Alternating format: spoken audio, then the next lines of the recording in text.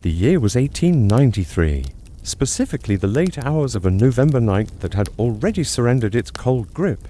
To the early hours of the morning, the town of Oakhaven, a modest cluster of slate-roofed houses and cobblestone streets nestled against the jagged coast of New England, lay in a deep, undisturbed slumber. There was no wind to rattle the window panes, no stray dogs barking in the alleyways. The only sound that existed in the world was the rhythmic, eternal breathing of the Atlantic Ocean as it lapped against the rotting pilings of the wharf. It was a silence so profound that it felt heavy, a physical weight pressing down on the rooftops and the dormant chimneys. And with the silence came the mist. It had rolled in from the open sea shortly after midnight, a thick, white wall of vapor that swallowed the horizon, then the breakwater, and finally the town itself. It was not a violent storm, but a quiet invasion. The mist wrapped around the gas lamps that lined the harbor street, reducing their light to faint, glowing orbs of pale yellow suspended in the gray void. It dampened the air, leaving a slick coat of moisture on the iron railings. The wooden barrels stacked near the customs house and the ruffle of the coat, worn by the solitary figure standing at the end of Pier 4. This figure was a man who, for the purpose of this log, shall remain nameless, though he was known to the sea simply as the sailor. He stood motionless, his boots planted firmly on the damp wood of the dock, staring out into the nothingness where the water met the air. There was no clear line of demarcation, the grey water merely dissolved into the grey air, creating a seamless curtain of obscurity.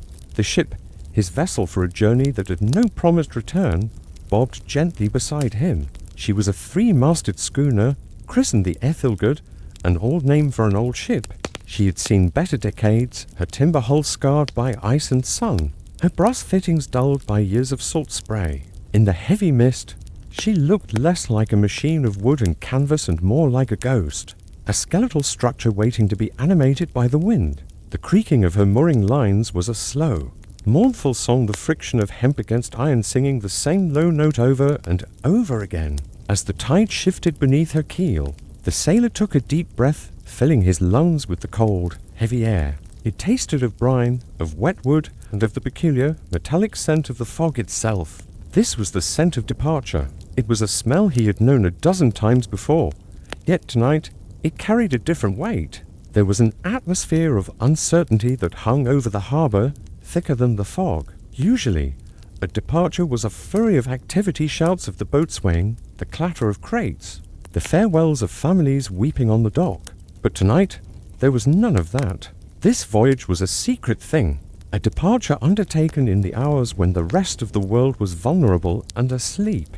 He moved finally, his movements slow and deliberate, breaking his statue-like stillness. He picked up his sea chest, a battered leather trunk reinforced with iron bands, and hoisted it onto his shoulder. The leather was cold and slick with condensation. He walked up the gangplank, his footsteps muffled by the damp wood. Every step took him further away from the solidity of the land and closer to the fluidity of the ocean. On the deck of the Ethelgud, the world felt even quieter. The ship was a contained universe, currently suspended in a state of waiting.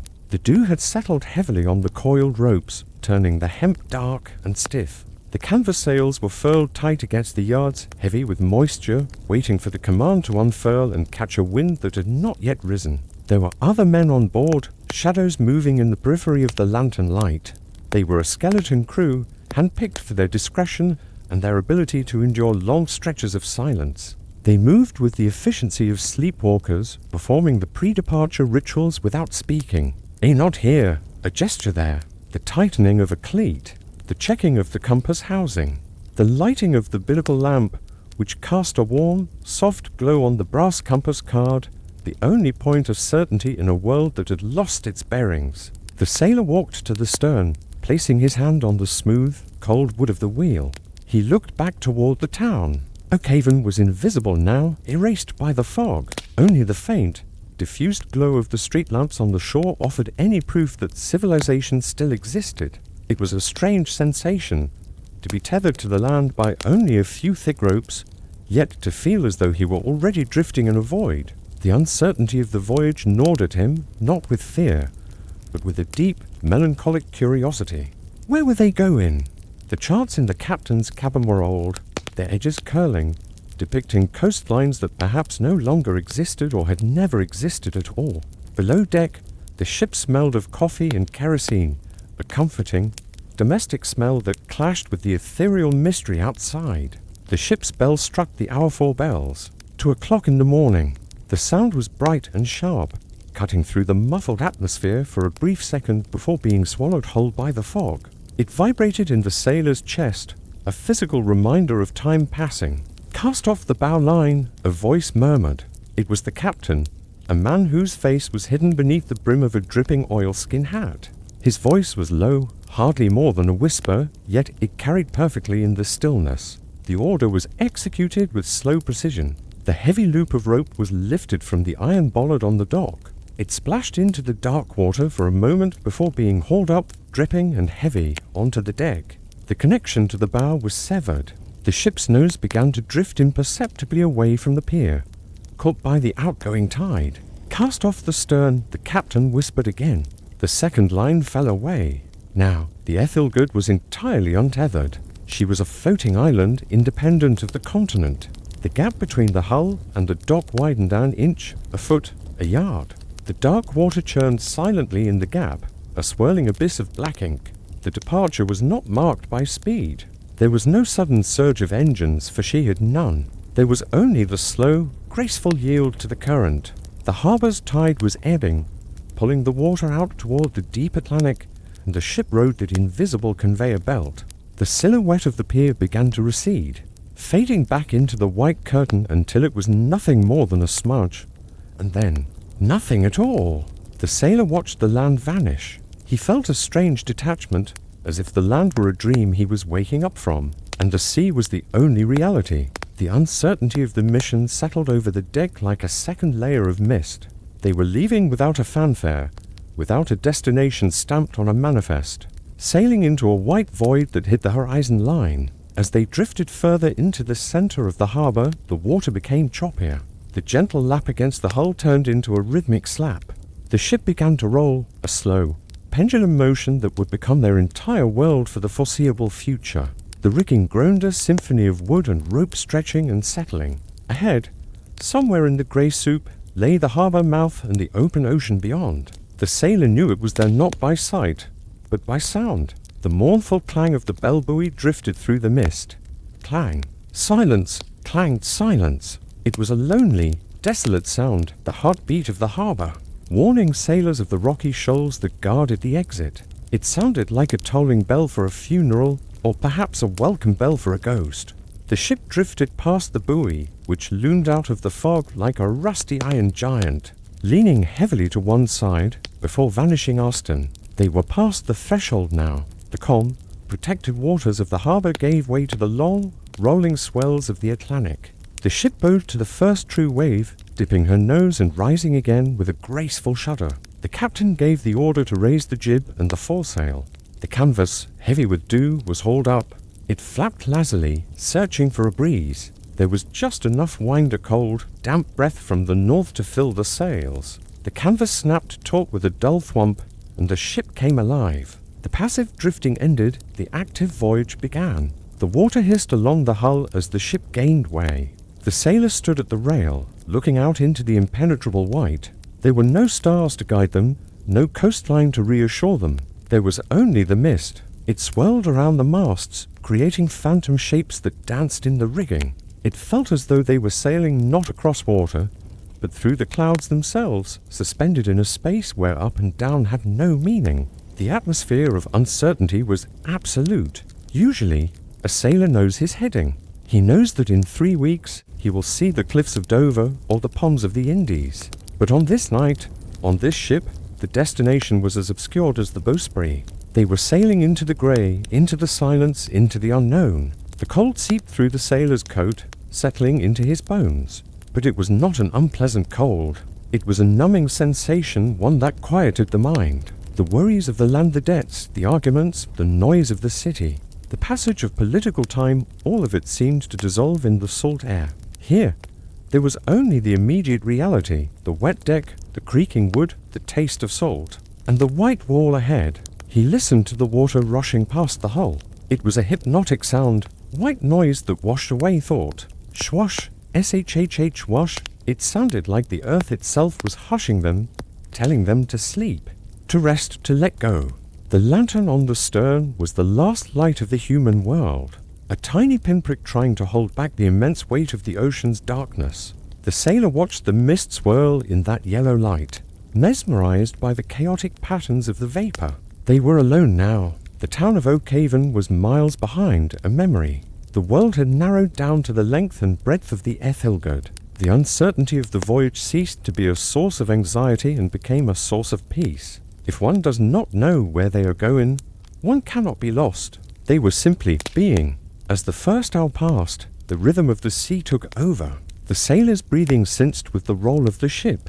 Inhale as she rises, exhale as she falls. The mist seemed to thicken, wrapping them in a cocoon of solitude. This was the beginning. Not with a bang, but with a drift. Not with clarity, but with mystery. The Ethelgerd had severed her ties to the earth. She was a creature of the water now, and the sailor, standing on her heaving deck, felt the last vestiges of his land life slip away, replaced by the deep, resonant silence of the open ocean. He leaned against the rail, his eyes heavy, lulled by the motion, by the greyness, by the unending whisper of the waves. The voyage had begun, and the mist held them in its embrace, carrying them softly into the waiting arms of history. The dawn did not break, it merely leaked into the world. There was no golden sunrise to mark the first morning, no burst of crimson on the horizon. Instead, the absolute blackness of the night slowly dissolved into a heavy, charcoal gloom, which then lightened imperceptibly into a vast, overarching shade of pearl grey. For the men on board the Ethelgerd, it was impossible to say the exact moment when night ended and day began. The mist that had swallowed the harbour had not dissipated. It had become the world entire. The ship was no longer moving through a fog bank. She was sailing through a universe constructed of vapour and water. The sailor stood at the starboard rail, his hands gripping the cold, damp teak. He looked back towards where the stern wake churned the water into white foam. Usually, the first day of a voyage offers the comforting sight of the coastline receding a thin blue ribbon of land. But today, there was no land. The continent had vanished, erased not by distance, but by the grey. Setting sail into the grey, the old boatswain, a man named Elias with a face like weathered leather, had muttered as he passed by. It wasn't just a description of the weather, it was a description of their reality. As the morning watch began, the ship settled into the deep, rolling rhythm of the open Atlantic. This was the true rhythm of the voyage, a cadence that would dictate every movement, every meal, and every thought for the weeks to come. The ocean here was not angry, but it was immense. The swells were long and low, like the breathing of a sleeping giant. The ship would rise slowly, tilting towards the sky, hang suspended for a heartbeat, and then slide smoothly down into the trough, surrounded by walls of slate-colored water. Creak, hush, splash, creak, hush, splash. The sounds were repetitive, looping over and over until they ceased to be noise and became part of the silence. The groan of the mainmast, the sigh of the wind in the rigging, the wash of water along the hullet was a hypnotic symphony designed to lull the mind into a trance. The routine of the ship, the ancient law of the sea, took hold immediately. There is a comfort in the discipline of a ship at sea, a predictability that stands in stark contrast to the chaos of life on land. On land, a man is pulled in 1,000 directions. On the Ethelgerd, there was only the watch. For hours on, for hours off. The bell marked the time. Ding ding. 1 hour gone. Ding ding. Ding ding. 2 hours gone. The sailor found himself assigned to holystoning the deck. It was a task as old as sailing itself. Along with 3 other men, he knelt on the wet planks.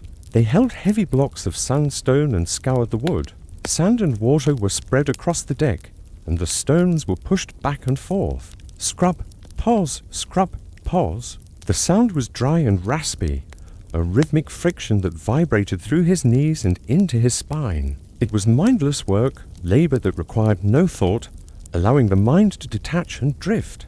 He watched the grain of the wood emerge from the grey slime of the salt spray, pale and clean. Back and forth, back and forth. The motion of his arms synced with the rolling of the ship. When the ship rolled to port, he pushed the stone. When she rolled to starboard, he pulled it back. He became a part of the machine, a lever in the great wooden clockwork of the vessel. Conversation was sparse. The men of the Ethilgud were not a talkative bunch. They seemed to understand that the grey demanded silence. When they did speak, their voices were low, muffled by the damp air. Coffee, someone would whisper, handing a tin mug. Winds shifting, another might murmur, looking up at the canvas. The coffee was thick, black and bitter, sweetened with molasses. The steam rose from the mug in curling ribbons that immediately merged with the fog. Holding the warm tin cup was the only source of heat in the pervasive, damp chill. The sailor drank it slowly, feeling the warmth travel down to his stomach, grounding him. By what they assumed was midday, the ship was fully established in her isolation. The known world, the world of newspapers, telegrams, and cobblestone streets felt like a hallucination. Had it ever existed? The memory of the Oakhaven wharf was already beginning to fade, its sharp edges smoothed over by the rolling ocean. The psychological shift of leaving the known world is profound. It is a shedding of identity. On land, the sailor had a name, a history, perhaps a debt or a lover. Here, in the middle of the grey, he was simply a function. He was the hands that pulled the rope. He was the eyes that watched the compass. He was the weight that ballasted the deck. The complexity of his human existence was stripped away, layer by layer. With every mile they put between themselves and the shore, lunch was salt beef and hardtack, eaten in the dim light of the forecastle. The ship rocked them gently as they ate. The lantern swinging from the beam above cast shifting shadows that danced across the wooden bulkheads. The men chewed slowly, their eyes unfocused, staring into the middle distance. There is a specific gaze that sailors develop in the early days of a long voyage, the 1,000-yard stare directed at nothing in particular, a look of deep, quiet introspection. After the meal, the sailor went on deck for his watch. The wind had freshened slightly, blowing from the northeast, driving the mist in tattered sheets across the deck. He climbed the ratlines, the rope ladder leading up the mainmast, to check the lashing on the topsail. The view from aloft was terrifyingly empty. From this height, 40 feet above the deck, the isolation was absolute. He could see the circle of the horizon, but it was a soft, blurred line where the grey water met the grey sky. There was no color anywhere. It was like looking at a photograph that hadn't fully developed. The ship looked tiny from up here, a fragile collection of sticks and cloth floating on an absol depth. He paused on the yardarm, holding onto the cold. What would of the mast? The wind whistled in his ears, a constant, low-pitched moan. He looked down at the water. It was a deep, bruised purple-grey, churning with white caps. It looked heavy, dense, and utterly indifferent to their presence. This was the middle passage of the mind, the transition zone, where the land is gone, but the destination is not yet real. It is a limbo. The sailor felt a strange sense of peace settle over him. The anxieties of the shore could not follow him here. They could not swim, the bill collectors, the regrets, the unfinished business. They were all left standing on the pier, unable to cross the water. He was sick. As the afternoon wore on, the light began to fail. It didn't set, it simply withdrew. The grey deepened back into charcoal. The ship's bell rang out the changes of the watch, the only man-made order in a chaotic wilderness of water. Clang, clang, clang, clang, clang, clang. 6 bells. Dinner was a quiet affair, followed by the lighting of the pipes. The smell of tobacco smoke mixed with the salt arrow-rich, earthy scent that was the only reminder of the soil they had left behind. The men sat on the sea chests, listening to the water rushing past the hull on the other side of the planks. It was a rushing sound like a great river, constant and soothing. The captain emerged from his cabin for the evening inspection. He was a tall man, made taller by his long coat. He walked the deck with hands clasped behind his back, inspecting the trim of the sails. He stopped near the binnacle, checking the compass. "Keep her steady," the captain said softly to the helmsman. "North by east." "North by east," the helmsman replied, his voice calm. The sailor watched them. North by east. Into the nothingness. The charts showed that this course would take them into the deepest, emptiest part of the North Atlantic, far from the shipping lanes of the great liners. They were not just sailing, they were disappearing. Night fell completely. The darkness was total. Without the moon or stars, obscured by the thick cloud layer, the world was pitch black. The only light was the faint yellow glow of the binnacle lamp illuminating the compass face, and the starboard and port navigation lights green and red eyes staring into the dark. The sailor's watch ended, and he descended into the crew's quarters to sleep. The space was tight, smelling of wool, damp wood and men. He climbed into his bunk, a narrow wooden box with a thin straw mattress. Lying there, in the dark, the sensory experience of the voyage was amplified. Without sight, the sounds and feelings took over. He felt the ship lift him up, gently, then lower him down, up and down, up and down. It was the rocking of a cradle. The timbers of the ship groaned softly, like an old house settling for the night. The sound of the water against the hull was right next to his ear, separated only by a few inches of oak. He could hear the ocean rushing by, a continuous sound that washed away any lingering thoughts. This was the gift of the early days of the voyage, the exhaustion, the sea air, the constant motion to keep one's balance. The physical labor it all conspired to create a deep, heavy tiredness. It wasn't a painful fatigue, but a comfortable heaviness. His limbs felt weighted, sinking into the mattress. He closed his eyes. The image of the grey horizon was still burned into his retinas. He could still feel the sway of the deck. The known world was gone. There was no Oakhaven. There was no land. There was only this wooden shell, this warm blanket, and the rocking motion of the deep. In the darkness of the bunk, the sailor's breathing slowed. He matched his breath to the heave of the ship. Inhale on the rise, exhale on the fall. The repetitive creaking of the ship became a lullaby. Creak-sh, creak-shhh. Drifting. He was drifting. The ship was a tiny speck in the universe, and he was a tiny speck within the ship, safe, hidden, and asleep. The transition was complete.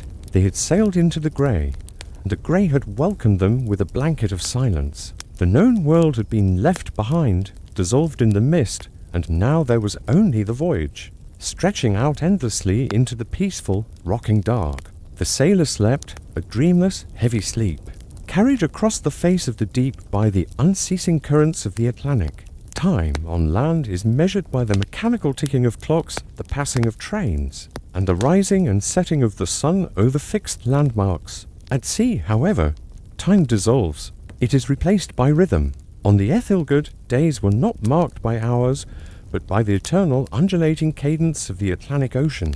By the second week of the voyage, the sailor had ceased to think in terms of Monday or Tuesday. Those names belonged to a world of stone and soil that no longer felt real. Here, there was only the watch on deck and the watch below. There was light and there was dark, but overarching it all was the rhythm of the waves' pulse, that beat against the hull 24 hours a day, a heartbeat of water that dictated every breath and every movement of the crew. The day began not with a sudden awakening, but with a gradual shift in the sound of the world. In the forecastle, the deep, resonant snoring of the off-duty watch provided a human counterpoint to the rushing water outside. The planks. The sailor woke to the sound of the bell-8 bells ringing clear and sharp through the damp air. Clank-clang, clank-clang, clank-clang, clank-clang. He swung his legs out of the narrow bunk. The floor tilted beneath him. It was a slow, predictable tilt. The ship climbed a swell, angling upward, and he had to lean forward to maintain his balance. Then, a moment of weightlessness as she crested the wave, followed by the long, sliding descent into the trough, where gravity seemed to double.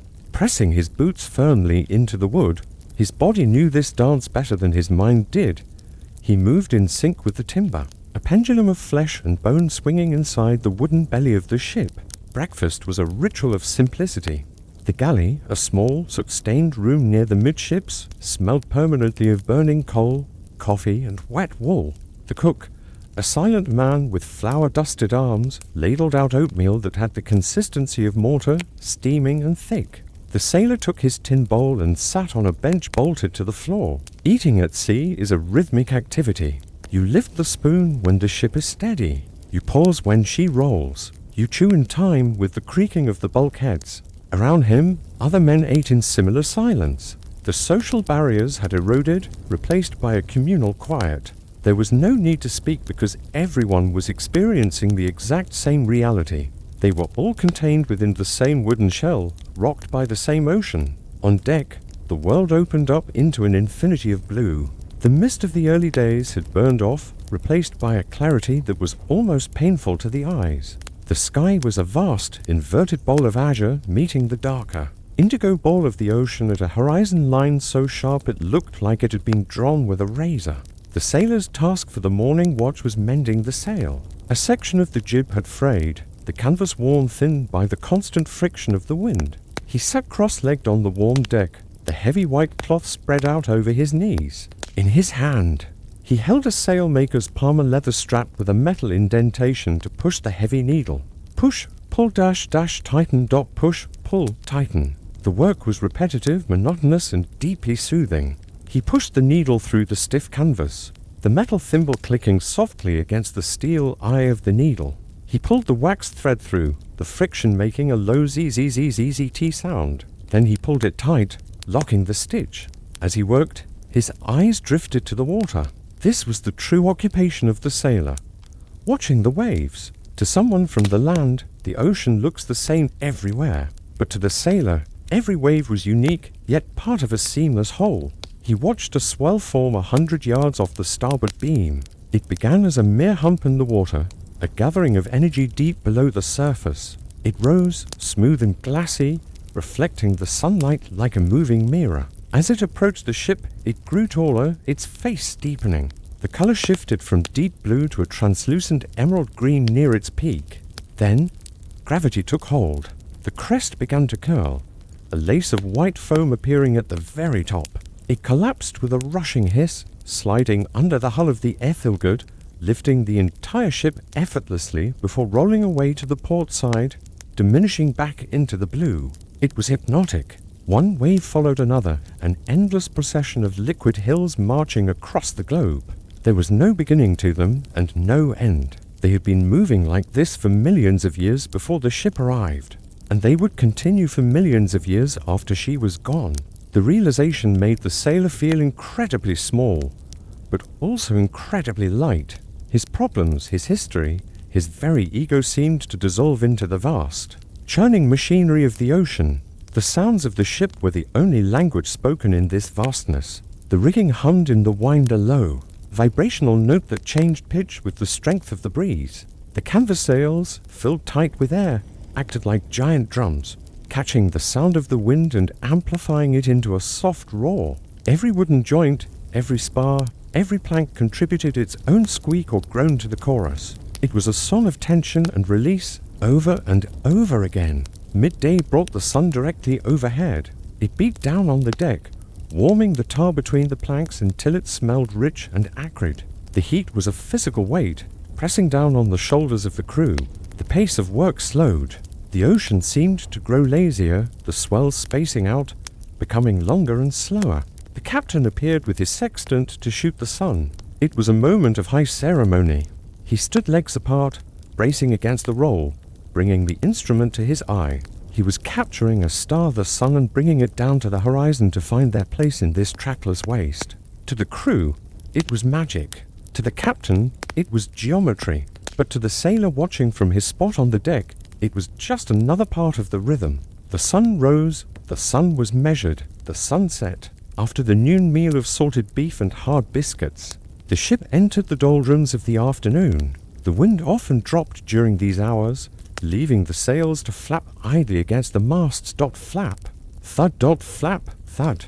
The sound of an empty sail is the sound of waiting. The ship lost her forward momentum, becoming a raft drifting on the current. The water around them turned into oil, smooth and undulating, unbroken by whitecaps. The sailor leaned over the gunwale, staring down into the depths. The water was so clear it was dizzying. Shafts of sunlight pierced the surface, converging into a deep, endless blue darkness below.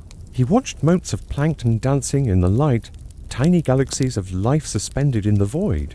Occasionally, a jellyfish would drift past, a pulsing umbrella of translucent purple, moving to a rhythm of its own. In this silence, the mind of the sailor emptied out completely. This is a state known to mariners as ocean trance. It is not sleep, but it is not fully awake either. It is a state of pure existence. The brain stops projecting into the future or remembering the past. It simply processes the immediate sensory input, the warmth of the sun on the neck, the smell of salt, the gentle rocking of the floor. He found himself watching a single drop of water on the railing. It had splashed up from a rogue wave. It sat on the varnished wood, a perfect jewel. It trembled with the ship's vibration. As the sun hit it, it sparkled with the colors of the rainbow. He watched it for 10 minutes, maybe 20. Time had no meaning. Eventually, the sun dried it and it vanished, leaving a tiny ring of white salt. A life cycle complete. As the afternoon wore on, the wind returned, ruffling the surface of the water, shattering the mirror. The ship woke up. The sails filled with a snap, and the bow wave resumed its rushing song. S-H-H-H wash? Shwash. The sailor returned to his duties. He coiled ropes that had already been coiled, checking for tangles that weren't there. He polished the brass of the binnacle until he could see his own distorted reflection. In the gold metal, the repetition was the point. The orderliness of the ship was a defense against the chaos of the sea. By keeping the ropes coiled and the brass shining, they were asserting their order on the wildness of the ocean. Sunset at sea is a slow, dramatic performance. The sky began to change color, shifting from blue to gold, then to a bruised purple, and finally to a deep, fiery orange. The clouds on the western horizon caught the light, looking like burning cities or mountains of gold. The water reflected the sky, turning into a sea of liquid copper. The crew gathered on the deck for the dog watch, the period in the early evening when duties were light. They sat on the hatch covers, smoking pipes. The smoke drifted aft, a blue haze against the darkening sky. This was the time for storytelling, but on the Ethelgud, the stories were few. They spoke of the weather, red sky at night. One man murmured, "Aye, sailor's delight." Another replied. The words were automatic, a liturgy of the sea. They watched the sun dip below the horizon. It happened quickly at the end. The glowing orb touched the water, flattened into an oval, and then slipped beneath the waves. For a brief second, a flash of green light, the green flash, illuminated the rim of the world. Then, it was gone. The colors drained from the sky and water, replaced by the encroaching gray of twilight. Night transformed the ship once again. As the light faded, the sound amplified. Deprived of vision, the sailor's hearing became acute. He could hear the water gurgling in the scuppers. He could hear the strain of the rudder post. He could hear the wind whistling through the keyhole of the captain's cabin. The darkness of the ocean at night is absolute. There is no ambient light from cities. The water turns black, an abyss of ink. But on this night, there was no moon and the sea was alive. Bioluminescence. As the ship cut through the water, the wake glowed with a ghostly, neon green light.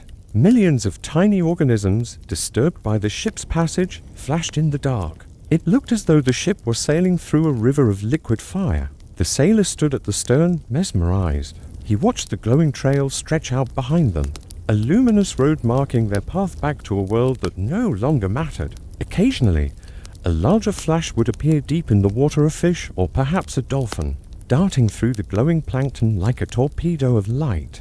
It was a magical, silent fireworks display, played out for an audience of tired men. The night watch began. The sailor was posted at the bow as a lookout.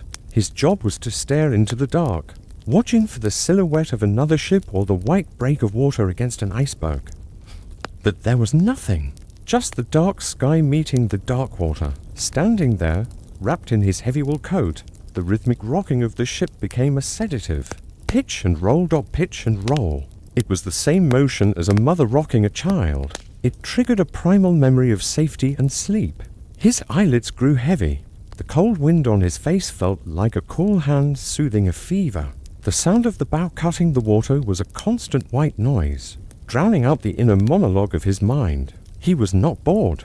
Boredom implies a desire to be somewhere else, doing something else. He had no such desire. He was exactly where he was supposed to be, moving in time with the planet. He was part of the rhythm.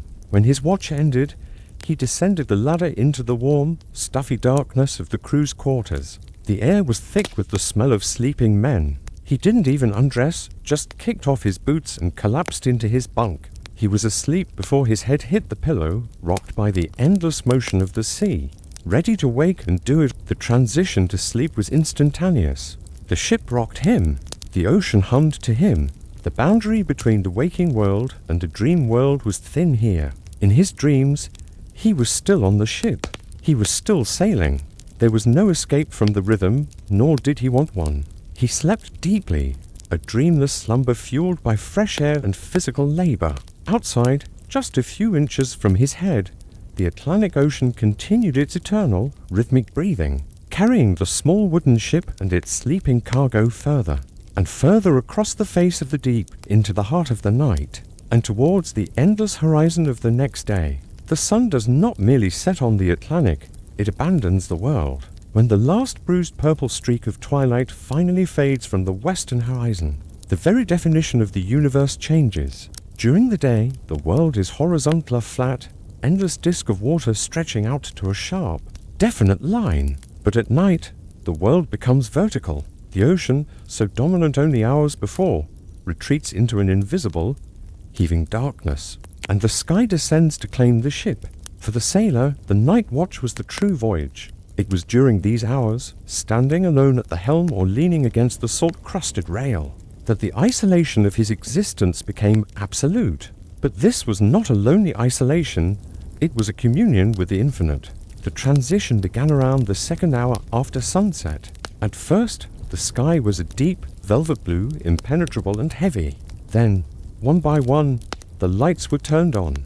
It started with Venus, the evening star, hanging low and brilliant in the west, a diamond solitaire pinned to the fading fabric of the day.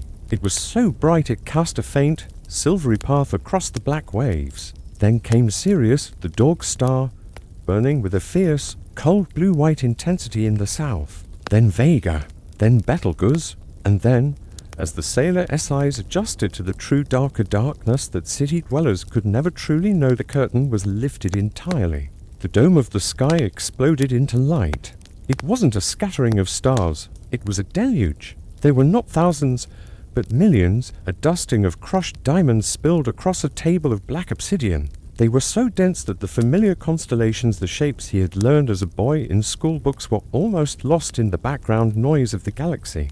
The Milky Way was not a vague smear, it was a physical structure, a great, glowing spine of the night that arched from one horizon to the other. It looked like a cloud of steam frozen in the vacuum, or a river of milk poured by a celestial giant. It was thick and textured, with dark rifts of interstellar dust cutting through the glow-like canyons. The sailor tilted his head back, his neck resting against the collar of his rough-wool coat. He stared up into the center of the galaxy. The sheer scale of it pressed down on him. On land, trees and buildings framed the sky, limiting the view, protecting the human mind from the reality of space. Here, on the open Atlantic, there was no frame. There was nothing between the sailor and the burning hearts of distant suns, but a few miles of thin atmosphere. He felt the ship rocking beneath his boots heave and settle and for a moment. He lost the sensation of gravity. It felt as though the ship was not floating on water, but was suspended in the void itself, drifting through the stars. The water below was black. The sky above was black. Both were speckled with light, for the ocean, calm on this night, acted as a perfect mirror. As the ship cut through the water, it seemed to be plowing through a field of submerged stars. "Starboard watch, all is well," a voice called out from the bow. The sound was startlingly small. The human voice, so commanding on land, was reduced to a whisper by the vault of the heavens. It drifted away instantly, swallowed by the silence of the spheres. The sailor was at the wheel for this watch. His hands gripped the wooden spokes, worn smooth by the palms of 100 men before him. Steering at night was an act of faith and geometry. He did not look at the compass in the binnacle. The yellow light of the oil lamp was too harsh, ruining his night vision. Instead, he steered by the stars. He fixed his gaze on a specific star, halfway up the rigging of the foremast. Polaris, the North Star, the anchor. While all other stars danced and circled, rising in the east and setting in the west, Polaris remained fixed, the pivot point of the celestial carousel. As long as he kept the pinprick of light just to the right of the foremast truck, he knew they were holding their course. It was a primitive, ancient connection. The Phoenicians had done this, the Vikings had done this, and now he was doing it. a thread of light connecting his eye to a burning ball of gas 400 light-years away, guiding a wooden ship through the dark. The silence of the Atlantic night was different from the silence of the day. The wind had dropped, as it often did after midnight. The sails hung slack, occasionally filling with a soft whomp as the ship rolled. The water did not roar. It whispered. It slapped gently against the hull, a sound like wet hands clapping softly, slap, hiss, silence. In this quiet, the sailor's thoughts detached from his body. This was the solitude of the sea. It was a state of mind where the ego dissolves. On land, a man is defined by his relationships. He is a son, a father, a husband, an employee. He is defined by his possessions, his house, his clothes. Here, under the gaze of Orion the hunter, those definitions meant nothing. The stars did not care about his debts. The Milky Way was indifferent to his regrets. He looked at Orion rising majestically in the east. The 3 stars of the belt were perfectly aligned. Below them, the faint smudge of the nebular nursery where new stars were being born at this very moment. The sailor felt a strange, melancholy comfort in his own insignificance. He was a speck of dust on a chip of wood floating on a drop of water in an infinite ocean of nothingness. He was a momentary witness to a spectacle that had unfolded for billions of years before his birth, and would continue for billions more after his death. And in that moment of profound smallness, he felt a connection to everything. The wood beneath his hands was once a tree, reaching for the sun. The iron nails holding the ship together were forged in the heart of a dying star. The salt on his lips was the same salt that flowed in his own veins. The water below and the stars above were all part of the same cosmic dance, and he, for this one brief watch, was part of it too. The loneliness was not an absence of company, but a presence of the universe. It was a clarity that could only be found far from shore, where the distractions of the world fall away and all that is left is the heave of the sea, the whisper of the wind and the silent overwhelming glory of the stars. It was a peace that passed all understanding, a silent sermon delivered by the cosmos itself. As his watch neared its end, the first hints of dawn began to touch the eastern horizon. A faint, almost imperceptible grey line appeared, separating the black water from the black sky. Slowly, the stars began to fade one by one as the lights of the world were turned off. The vertical universe of the night began to tilt back to the horizontal world of the day. The ocean would soon reclaim its dominance, the sky would retreat to its familiar blue distance, and a great communion would be over. But the memory of it would remain. The feeling of being suspended in the star-filled void, the weight of the galaxy pressing down, the humbling peace of his own smallness. This was the reward. This was the reason he sailed. For these few hours of silent, solitary watch, where a man could truly feel the pulse of the universe and find his place within it. Thank you for joining me on this voyage into the heart of the night. If you enjoyed this journey, please like this video and subscribe for more stories from the sea. You know, there's no line on any map that marks it. No signpost bobbing in the waves to tell you. Here begins the silence, yet every sailor feels it the moment they cross into the middle ocean. It usually happens around the 17th or 18th day out, when the calendar starts to feel less like a tool and more like a suggestion. This is the geographic heart of solitude, the point on the globe furthest from any continent, any island, any lonely rock breaking the surface. Here, the ocean floor plunges into absolute trenches miles deep, and the surface becomes a vast, polished mirror stretching into eternity. And then the wind dies. It doesn't just fade away, it ceases to exist. One moment, the sails are full, pulling the ship forward with a purposeful groan of timber. The next, the canvas collapses, a great shuddering sigh running through the rigging. The sails hang limp and heavy, like the wings of a resting moth. The ship slows. The constant rush of water against the hull, the white noise that had masked the world's silence dwindles to a whisper. And then, nothing. The vessel drifts to a halt, a fixed point in a fluid universe. And that's when the silence descends. It's a silence so profound, so heavy, it feels like a physical weight pressing on your eardrums. It's not just the absence of noise, it's the presence of a void. On land, there's always sound. The rustle of leaves, the hum of insects, the distant rumble of a city. Even in the deepest desert, the wind moves the sand. But here, In the dead center of a high-pressure system sitting over the ocean like a giant lid, the air is completely still. And in that stillness, you become a witness. Imagine being on watch. It's 2 a.m. The cold of the night is sharp and clean, not damp and rotting like on the docks, but a dry, crisp cold that feels like it's descended from the upper atmosphere. You pull your scarf tighter. The air you breathe is pure, scrubbed clean by thousands of miles of ocean. Each breath is like drinking a glass of ice-cold water. It wakes your senses while calming your mind. And then, a meteor shower begins. Maybe the Leonids, maybe just the random debris of the solar system. A single streak of green fire slashes across the sky near Cassiopeia. It lasts less than a second, but it leaves an afterimage burned onto your retina. Then another, this one white and long, traveling halfway across the sky before fizzling out. You watch, mesmerized. It's a silent fireworks display. There's no sound to the destruction of these ancient space rocks, just a flash of light. They've traveled through the dark since the beginning of time, only to end here, above your ship as a brief scratch of light for your eyes only. You are the sole witness. Without you to see it, would the stars still shine so bright? You think about the ocean beneath you, 3 miles down, pitch black, crushing pressure dot cold. And then you look up, infinity up dot vacuum, no pressure dot cold. The ship is just a tiny, fragile bubble of life trapped between 2 deadly infinities. It's a precarious existence, but you don't feel fear. The rhythm of the ship is too soothing. Rock and glide, rock and glide. The motion is a lullaby. The ship is a cradle. You think of the millions of people sleeping in their beds, surrounded by walls, roofs, the glow of street lamps. They're blind to this. They're sleeping under a ceiling of plaster and wood, while you're out here, under the ceiling of eternity.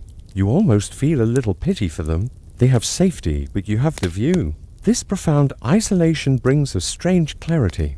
Memories float up, unbidden, like bubbles rising from a dark pool. A face you haven't seen in 10 years, the smell of your grandmother's kitchen, the sound of rain on a tin roof. In the silence of the watch, these memories play out with a vivid, almost hallucinatory sharpness. You examine them, turn them over in your mind, and then you let them go, carried away by the ship's wake. The sea washes everything clean, eventually.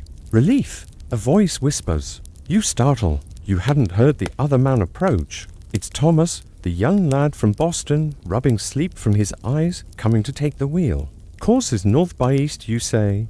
Your voice rusty from hours of disuse. Keep Polaris just off the starboard truck. North by east. Polaris off the truck. He mumbles, stepping up to the wheel. You step away. Your hands feel empty without the familiar wood. You stretch your back, hearing the vertebrae pop. You're tired, a deep, heavy fatigue that's settled into the marrow of your bones. But you're not ready to go below deck just yet. You walk to the midships and sit on a coil of rope, leaning against the mainmast. You want to watch the stars for a few more minutes without the responsibility of steering. From this angle, looking straight up the mast, the ship seems to be piercing the sky. The mast sways back and forth against the backdrop of the stars, tracing arcs through the constellations. It's like a giant metronome marking the tempo of the universe. Tick dash dash dash tock dot port. Starboard, you focus on the Pleiades, the 7 sisters. A tiny, tight cluster of blue stars huddled together for warmth in the vast cold. Legend says if you can see 7, you have good eyes. You count 6. A wisp of mist is beginning to return, softening the edges of the galaxy. The vastness starts to feel heavy now. The sheer amount of space is overwhelming. It's time to retreat to the smallness of your bunk. You stand up, your legs stiff. You take one last look around the horizon. The line between sea and sky has vanished completely. The ship is floating in the center of a sphere of stars. Above, below, all around. You walk to the hatchway. As you descend the ladder, the stars are cut off one by the rim of the hatch. The Milky Way is the last to go, a final brushstroke of light before your head dips below the deck. Down in the crew's quarters, the air is warm. It smells of oil and men, a sharp contrast to the crystalline purity above.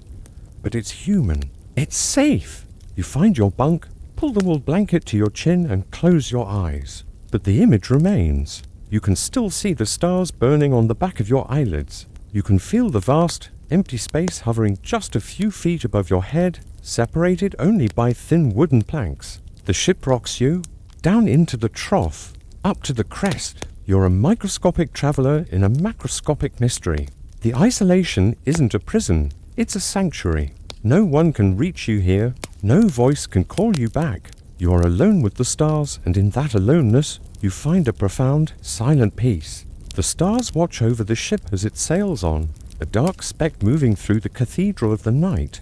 And as you drift into sleep, your breathing syncs with the rhythm of the ocean, and your dreams are filled with light. Thanks for journeying with me out into the middle ocean. He stood at the rail, watching. The ocean had changed. Gone were the choppy whitecaps and rolling grey swells of the earlier voyage. Now, the water was a sheet of dark, viscous blue oil.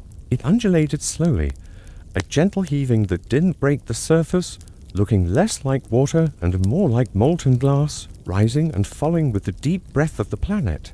In this stillness, time stopped being a straight line. It pulled and stagnated, just like the water around them. On a moving ship, you measure time by progress miles traveled, longitude crossed. But a stationary ship has no progress. The sun rose, climbed to its peak, and sank in the west. But it felt like the same day, repeating over and over. The ship's bell still rang every half hour, marking the watches. Clang, clang. The notes flew into the empty air and just died, finding no echo, no surface to bounce off. The crew began to resent the bell. It was a reminder of a world with schedules and deadlines that no longer mattered. Eventually, the captain gave a silent signal, and the boatswain stopped ringing it. The watches were now kept by the sun's position and the dull ache in their bones. Work on the ship slowed to a lethargic crawl. There were no sails to trim, no wheel to steer. The rudder hung uselessly in the water, knocking gently against the stern post with a dull, wooden thud. Thud. Pause. Thud. It was the only sound that punctuated the quiet. The sailor found himself tasked with picking oakum and raveling old ropes to be used for caulking the deck. He sat on a coil of rope in the shade of the mainmast, the sun a white, glaring eye staring down without blinking.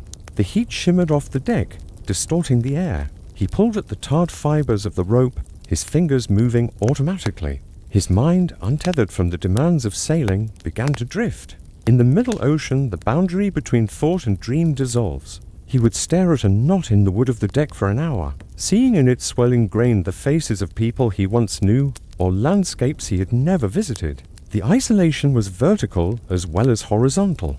One afternoon, the captain ordered the sounding lead to be dropped, more out of habit than any hope of finding the bottom.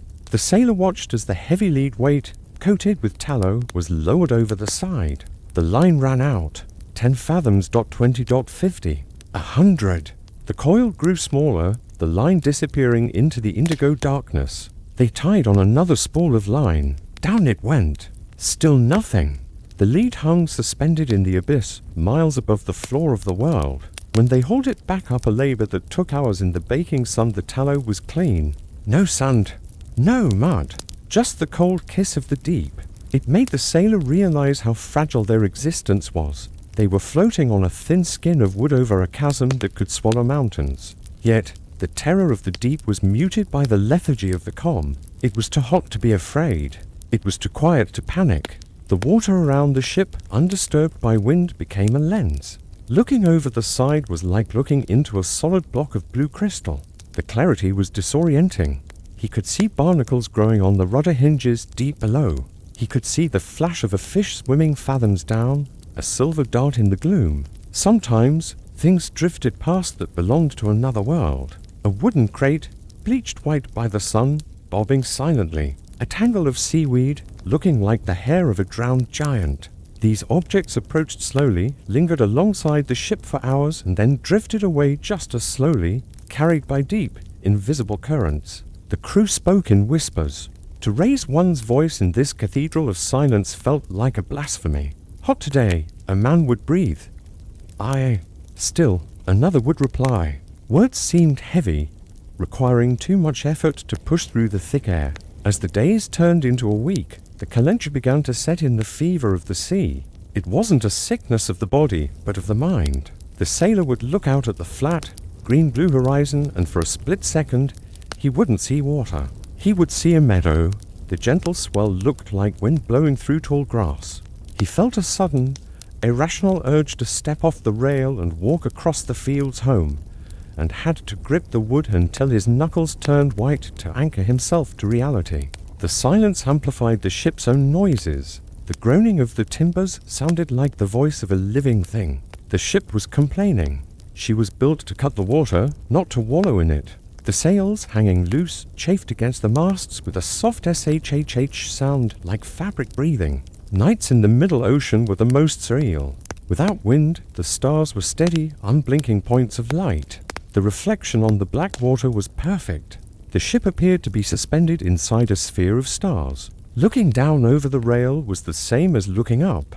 There was no horizon. They were floating in a void of total space. The sailor took the midnight watch. There was no steering to be done, so he simply stood at the stern, witnessing the stillness. The silence at night felt different.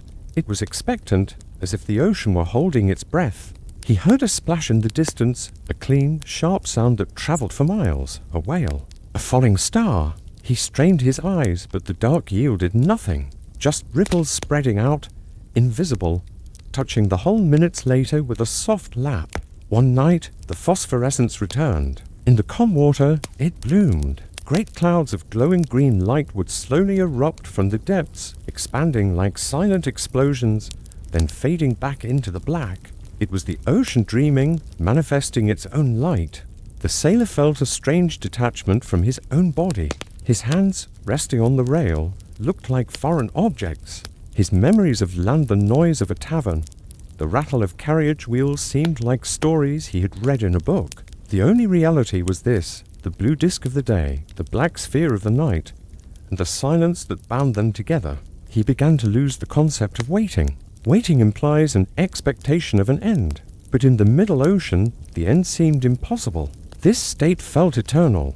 They had always been here. They would always be here. The ship was a statue in a museum of water. The captain, usually a man of rigid discipline, stopped wearing his coat. He paced the quarterdeck in his shirt sleeves, his eyes fixed on the horizon, searching for a cat's paw, the ripple of darker water that signals a coming breeze. But the water remained glass. The sailor watched the crew. They were all statues now, frozen in poses of lethargy. A man mending a net would stop, his hand raised, the needle poised, and stare at the sky for 10 minutes before completing the stitch. Stitch, pause, silence. The food supplies began to taste different. The hardtack was dry as dust. The water from the casks was warm and tasted of wood and stagnation. Even the act of eating felt loud. The crunch of a biscuit seemed to echo across the deck. One afternoon, a bird appeared, a shearwater, miles from any coast. It circled the ship, its wings stiff, gliding on thermal currents the heavy canvas sails couldn't catch. The sailor watched it with intense jealousy. The bird was free. It could move. It circled once, twice, looking down at the wooden chip floating in the blue, and then banked away, disappearing into the haze. The departure of the bird deepened their sense of abandonment. They were rejected by the land and now ignored by the sky. They belonged entirely to the water. And yet, within the silence, there was peace. A terrifying, crushing peace. The anxiety of life, the need to achieve, to earn. To go somewhere was stripped away because somewhere didn't exist anymore. There was only here. The sailor found his mind, usually cluttered with worries, had been swept clean. It was an empty room, filled only with the blue light of the ocean. If you've ever felt adrift in your own life, maybe this story resonates with you. Sometimes, in the quiet, he sat on the deck as the sun began to set. It was a slow, agonizingly beautiful sunset. The sun flattened into a strange, melting shape as it touched the water. The colors were not vibrant, but pastel washed-out pinks and faded golds, bleeding into the gray of the coming night. As the last sliver of the sun vanished, a single ripple passed under the ship. The Ethelgard lifted just an inch and settled. It was a heartbeat. The ocean was still alive. The dark closed in. The stars emerged, pinning the ship to its location. The sailor lay back on the warm planks of the deck, too tired from doing nothing to move below. He listened. He listened to the silence. It hummed. It vibrated with a low frequency that was felt rather than heard. It was the sound of the earth turning on its axis. It was the sound of time standing still. He closed his eyes, and for a moment, he couldn't tell if he was sinking into the ocean or floating up into the stars. It didn't matter. In the middle ocean, they were the same thing. The voyage had become a meditation. The unknown sailor drifted into sleep, held in the palm of the silent, infinite deep, waiting for a wind that might never come, and perfectly content to wait forever. If the silence of the middle ocean was a church, the doldrums was a fever dream. The calm had stretched from days into a week, and then beyond counting. The ship, the Ethelgud, sat upon a disk of burnished copper, motionless under a sun that did not seem to move across the sky but rather hung at the zenith, pouring down a white, blinding heat. The air was thick, heavy with moisture that refused to coalesce into rain. It was a suffocating blanket that wrapped around the lungs and made every breath a conscious labor. This was the doldrums, the hoarse latitudes, the graveyard of the wind. The sailor sat in the sliver of shade cast by the mainsail, which hung useless and flaccid from the yard arm. He was stripping a piece of dried beef, tearing the tough fibers apart with slow, deliberate movements. He wasn't hungry. The heat had murdered his appetite days ago, but eating was something to do. It was a marker of time in a place where time had liquefied. The stagnation was total. The ocean had lost its blue vitality and turned a sickly, translucent grey, slick with an oily sheen. Without the wind to churn it, the water had died. Refuse thrown overboard 3 days ago. Potato peelings. A broken crate still floated alongside the hull, refusing to drift away. The ship was trapped in its own orbit of debris. This physical stagnation began to rot the edges of the mind. In the early days of the voyage, the mind was occupied with the horizon, with the destination. Now, with the horizon hidden behind a shimmering wall of heat haze, the mind turned inward. It cannibalized itself. The sailor wiped sweat from his forehead. It dripped into his eyes, stinging with salt. He looked at his hands. They were brown, calloused, the nails broken. They looked like the hands of a stranger. Who was he? The question floated up through the heat, unbidden. In Oakhaven, he had a name. He had a small room above a bakery. He had a coat he wore on Sundays. But Oakhaven felt like a story someone had told him years ago. The reality of the land was fading, replaced by the reality of the wood and the water. He was becoming the unknown sailor, not just to history, but to himself. His identity was evaporating like the puddles of salt water on the deck. He looked at the other men. They lay scattered across the deck like fallen soldiers. Thomas, the boy, was curled up near the capstan, staring blankly at a coil of rope. Elias, the boatswain, sat on the hatch cover, whittling a piece of driftwood. He had been whittling the same stick for days, shaving it down until it was nothing but a toothpick, then starting on another. There was no conversation. Speech required energy, and energy was a finite resource. Besides, what was there to say? It is hot. There is no wind. We are not moving. They knew. The silence allowed memories to intrude with startling violence. The sailor closed his eyes against the glare, and instantly he was back in a meadow in New England. He could smell the clover. He could hear the buzzing of bees. He could feel the scratch of wool against his neck. The memory was so vivid it made him dizzy. He opened his eyes, and the blue wall of the ocean slammed back into place, jarring him. This was the danger of the doldrums, the calenture, the longing for green fields that became a psychosis. He had seen men in this state before, on other voyages. They would stare at the water until the waves looked like rolling hills of grass, and they would try to jump in to walk home. He gripped the iron ring of the deck bolt, grounding himself with iron water. Keep it real. The heat warped the ship itself. The pitch in the deck seams bubbled, black and sticky, oozing out like the ship's blood. The wood groaned, expanding and contracting. The paint on the railings blistered and peeled, falling like snow onto the hot planks. The Ethelgud was aging years in a matter of days. She looked tired, a weary beast resigned to its fate. The captain was the only one who fought the lethargy, though his battle was a silent, maddening one. He stood by the wheel, though there was no steerage way. He stared at the limp flag on the mizzenmast, willing it to flutter. Every hour, he would wet his finger and hold it up, searching for a ghost of a breeze. There was nothing. just the stagnant, wet heat. The sailor watched the captain. There was a desperation in the old man's eyes now, a fear not of dying, but of never arriving. To die in a storm is a sailor's death. It has violence and purpose. To rot in a calm is a horror. It is an erasure. Mid-afternoon brought the mirages. The heat haze on the horizon would twist and buckle, creating phantom shapes. Islands that weren't there. Cities with spires of gold that shimmered and vanished when you blinked. Ships with white sails that turned out to be clouds. The sailor saw a schooner off the port bow. He sat up, his heart hammering.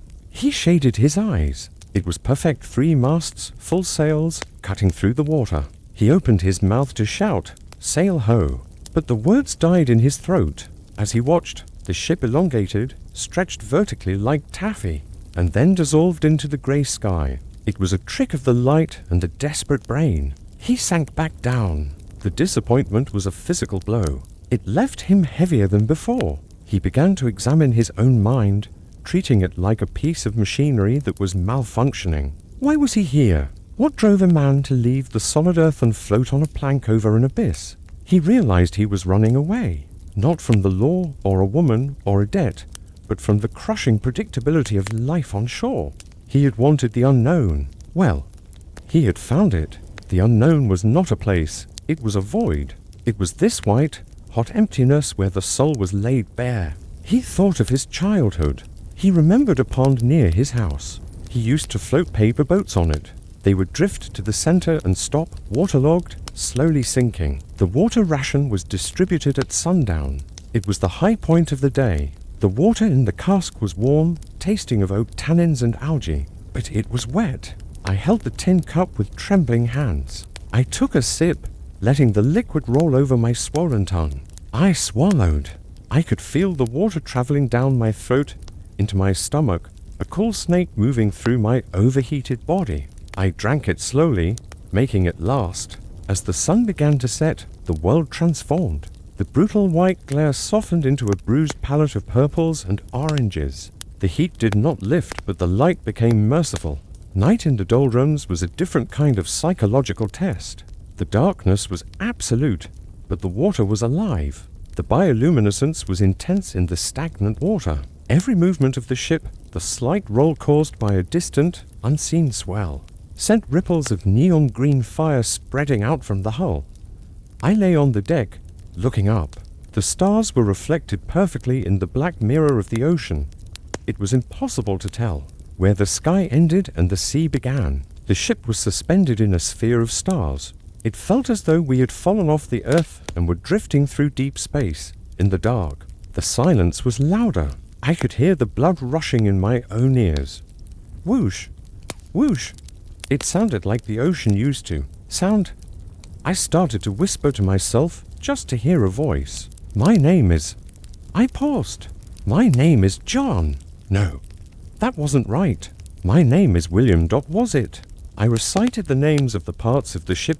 Keel, rib, plank, mast, yard, stay, shroud. The words were anchors. If I could name things, they were real. If they were real, I was real. I looked at the moon, a thin crescent rising in the east. It looked cold. I envied it. A splash off the starboard beam broke the trance. It wasn't a fish. It was too heavy. I dragged myself to the rail and looked over. Something large and white was drifting just below the surface. A shark. No, it was too pale. It looked like a face. A giant, pale face staring up at me from the depths. I rubbed my eyes. The face remained. It was smiling. I leaned closer, my heart racing. It was a piece of canvas, an old sail remnant discarded days ago, turning slowly in the current. I let out a breath I didn't know I was holding. Just canvas. Just trash. But the image of the face stayed with me. The ocean was watching us. It was waiting for us to give up, to let go, to slide off the deck and join the canvas in the deep. This introspection turned to existential dread. Were we dead already? Was this hell? A quiet, hot, blue hell where you simply waited forever. The thought was terrifyingly plausible. Maybe the Ethilgard had sunk weeks ago in that storm off the banks, and this drifting was our purgatory. I looked at Thomas sleeping nearby. The boy whimpered in his sleep, twitching. Dreaming of home? Probably. Dreaming of snow. I reached out and touched the boy's shoulder. It was warm, solid, alive. We are not dead, I whispered to the dark. Not yet. The stagnation forced a confrontation with the self that most men spend their lives avoiding. On land, you can distract yourself. You can go to the tavern, you can work, you can read the paper. Here, there was no distraction. There was only you. I saw my own flaws clearly in the dark. My cowardice, my selfishness, my inability to love. The doldrums stripped away the vanity. I saw myself as a small, flawed creature, insignificant in the face of the cosmos. And yet, strangely, there was a peace in that realization. If I was insignificant, then my mistakes didn't matter. The ocean didn't care if I was a good man or a bad man. It only cared if I could float. I lay back down on the hardwood. The heat of the day was still, radiating up from the planks, baking my back. I watched the mast sway against the stars. Left, right, a microscopic movement. I thought about the wind. I tried to remember what it felt like. The sharp bite of a nor'easter, the warm caress of a trade wind. It felt like a memory of a lover long gone. Come, I whispered, please, but the air remained still. The sail hung like a shroud. The psychological weight of the doldrums was a heavy, dull pressure. It was the weight of waiting without hope. It was the atrophy of the will. I felt my ambition dissolving. I didn't care about the destination anymore. I didn't care about the gold, or the mystery, or the adventure. I just wanted the air to move. I closed my eyes. In my mind, I built a house. I laid the bricks. I shingled the roof. I planted a garden. I walked through the rooms. It was a mental exercise to keep the madness at bay. I focused on the details. The brass doorknob, the crack in the plaster, the smell of baking bread. I lived in that house for hours, while my body lay rotting on the deck of a becalmed ship in the middle of the Atlantic. As the night deepened, a heavy dew began to fall. It soaked my clothes, mixing with the salt and sweat. It was uncomfortable, clammy, but it was water. I licked the moisture from my arm. It tasted of the sky. The drifting continued. The ship, the Ethelgud, turned slowly on the spot, her bow pointing first at the North Star, then at the Southern Cross, spinning lazily on the axis of the deep. They were going nowhere. They were simply existing. The sailor drifted into a fitful, shallow sleep. In his dreams, he was swimming in a sea of molasses, thick and brown, completely unable to move his arms. He woke with a sudden, panicked gasp. The stars were still there. The oppressive silence was still there. He sat up and stared at the horizon. Was that a shadow? A distant cloud bank? Or just the night playing tricks on his tired eyes? He didn't know. He didn't even have the energy left to hope. He lay back down on the hard deck, drifting, waiting. The doldrums held them in its sweaty, suffocating palm, squeezing the time out of their lives, drop by painful drop. The voyage had become a siege, and the enemy was the nothingness itself, the vast, empty expanse of sea and sky. Days later, the intense heat of the doldrums had broken, not with a cleansing storm, but with a slow, sickly decline into a humid fever. The air remained thick and motionless, but the sun's oppressive brightness was now veiled by a high, thin layer of cloud, a mackerel sky that filtered the light into a diffuse, pearlescent glow. On board the Ethelgud, the stagnation had taken a toll on more than just the ship's timber. The crew's morale had evaporated with the last of the fresh water. Tempers were short, and whispers spread like a virus through the idle men. But the most significant change was at the very heart of the vessel. The captain, the iron pillar of their world, had fallen ill. It was a fever of the blood, the ship's surgeon had muttered, brought on by the bad air and the unending stress of the calm. For 3 days, the captain had not emerged from his cabin. The quarterdeck, usually his domain, felt empty and exposed without his tall, coat-trapped figure pacing the planks, his voice a low rumble of command. The ship felt like a body without a brain, adrift in every sense of the word. The sailor found himself assigned to the steward's watch, a duty that involved attending to the needs of the officers. In the strict hierarchy of the ship, it was a lowly task, but it offered a welcome reprieve from the blinding glare of the open deck and the endless, monotonous work of scrubbing and mending. It was mid-afternoon when the surgeon, a man with perpetually shaking hands and eyes clouded by rum, emerged from the companionway. "Take this water to him," the surgeon said, thrusting a heavy pitcher into the sailor's hands. His voice was a dry rasp. "And wet the cloths for his head. He burns like a hot coal." The sailor nodded, taking the ceramic pitcher. He descended the narrow stairs into the officer's country, the part of the ship he rarely saw. The air down here was cooler but stagnant, smelling of old varnish, lamp oil, and the faint, sweet scent of sickness that clung to everything. He approached the door of the captain's cabin. It was a heavy oak door, dark with age and salt. He knocked softly. There was no answer, only the sound of labored, rasping breathing from within. Hesitantly, he pushed the door open and stepped inside. The cabin was a world unto itself. While the rest of the ship was utilitarian and bare, designed for function over comfort, the captain's quarters were a cluttered museum of a life spent at sea. The shutters over the stern windows were drawn, allowing only thin slivers of grey light to pierce the gloom. Dust motes danced in these beams, swirling in the slow, unmoving air. The sailor moved quietly to the bunk where the captain lay. The old man was asleep, his face pale and beaded with sweat, his grey hair plastered to his forehead. He looked smaller now, almost fragile, stripped of his heavy greatcoat and his unwavering authority. He was just a man, sick and vulnerable. The sailor set the pitcher down on the washstand, dipped a rag into the basin of cool water, wrung it out, and gently wiped the captain's brow. The man muttered something unintelligible inane, perhaps, or a coordinate lost to fever, and turned his head to face the wall. Task done, the sailor should have left. He should have returned to the deck and reported to the surgeon. But the room held him. It was the sanctum of the ship, the brain of the vessel, and he had never been inside it alone. This was the place where their fate was decided, where the lines on a chart became their reality. His eyes wandered to the large mahogany desk bolted to the floor in the center of the room. It was buried under a chaotic landscape of papers. There were charts rolled and unrolled. Held down by heavy brass weights, there were navigational instruments, sextants, calipers, parallel rulers gleaming dully in the low light, and there were books, dozens of them, not the standard logs of commerce or navigation manuals, but strange, old leather-bound tomes with spines cracked from years of use. Curiosity is a powerful force, especially when it's born of crippling boredom and gnawing uncertainty. The sailor, feeling like a trespasser, approached the desk. He looked at the chart currently spread out. It was a map of the North Atlantic, but it was unlike any chart he had ever seen before.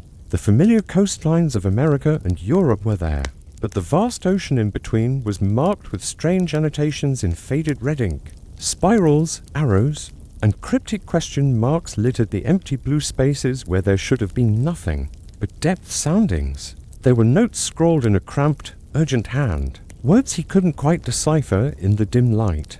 Resting on top of this strange chart, half hidden under a brass telescope, was a book. It was smaller than the official ship's log, bound in rough, cracked leather that had been stained dark by salt water under oil. A simple strip of leather was wrapped around it, holding it shut like a secret. This wasn't a ship's document. It was personal, private. The sailor glanced back at the sleeping captain. The only sound was the man's unsteady breathing and a gentle creak of the ship's timbers. His hand trembled slightly as he reached out. He hesitated for only a moment before his fingers closed around the book. He carefully slid it from under the telescope, his heart pounding in his chest. He unwrapped the leather tie, and the cover fell open. The first page was filled with the same cramped, intense handwriting from the chart. The ink was faded, the date written at the top was from years ago, on a different ship in a different ocean. He read the first line, and in that instant, the endless, empty reality of the doldrums was shattered, replaced by a mystery far deeper and more terrifying than the calm sea. He was holding the captain's forgotten journal. Thank you for watching.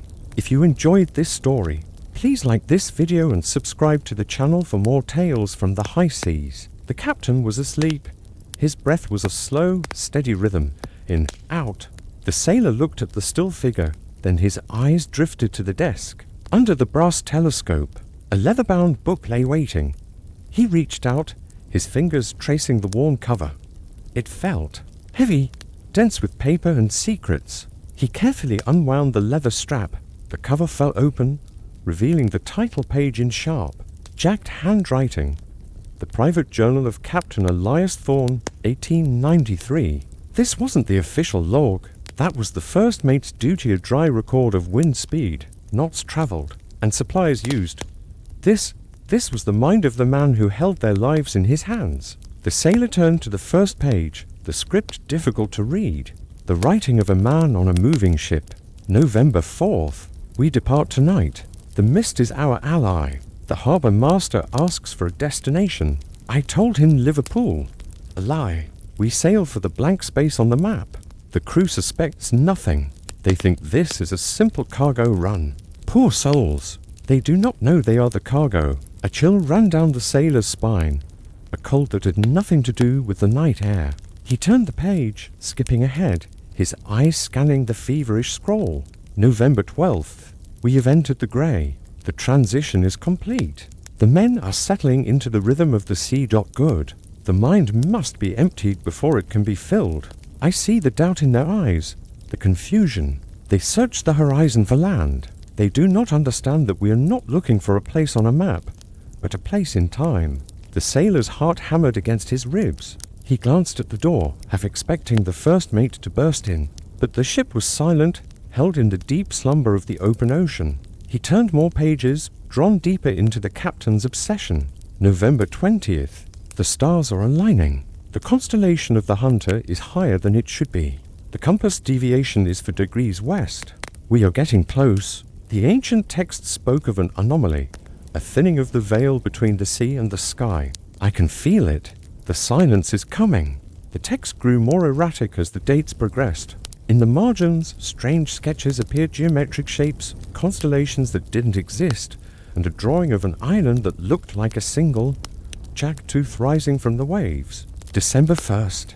The doldrums. The men call it a curse. I call it the antechamber. We must wait here. We must wait until the wind of the world dies, so that the wind of the ether can catch our sails. I hear their whispers. They think we are lost. If only they knew how truly found we are. The sailor stopped, his breath catching in his throat.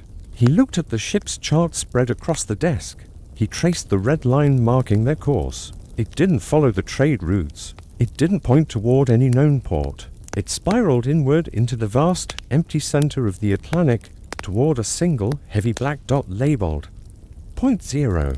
He looked back at the journal. A loose page was tucked into the binding. He pulled it out. It was a newspaper clipping, yellow and brittle with age. The headline was barely legible.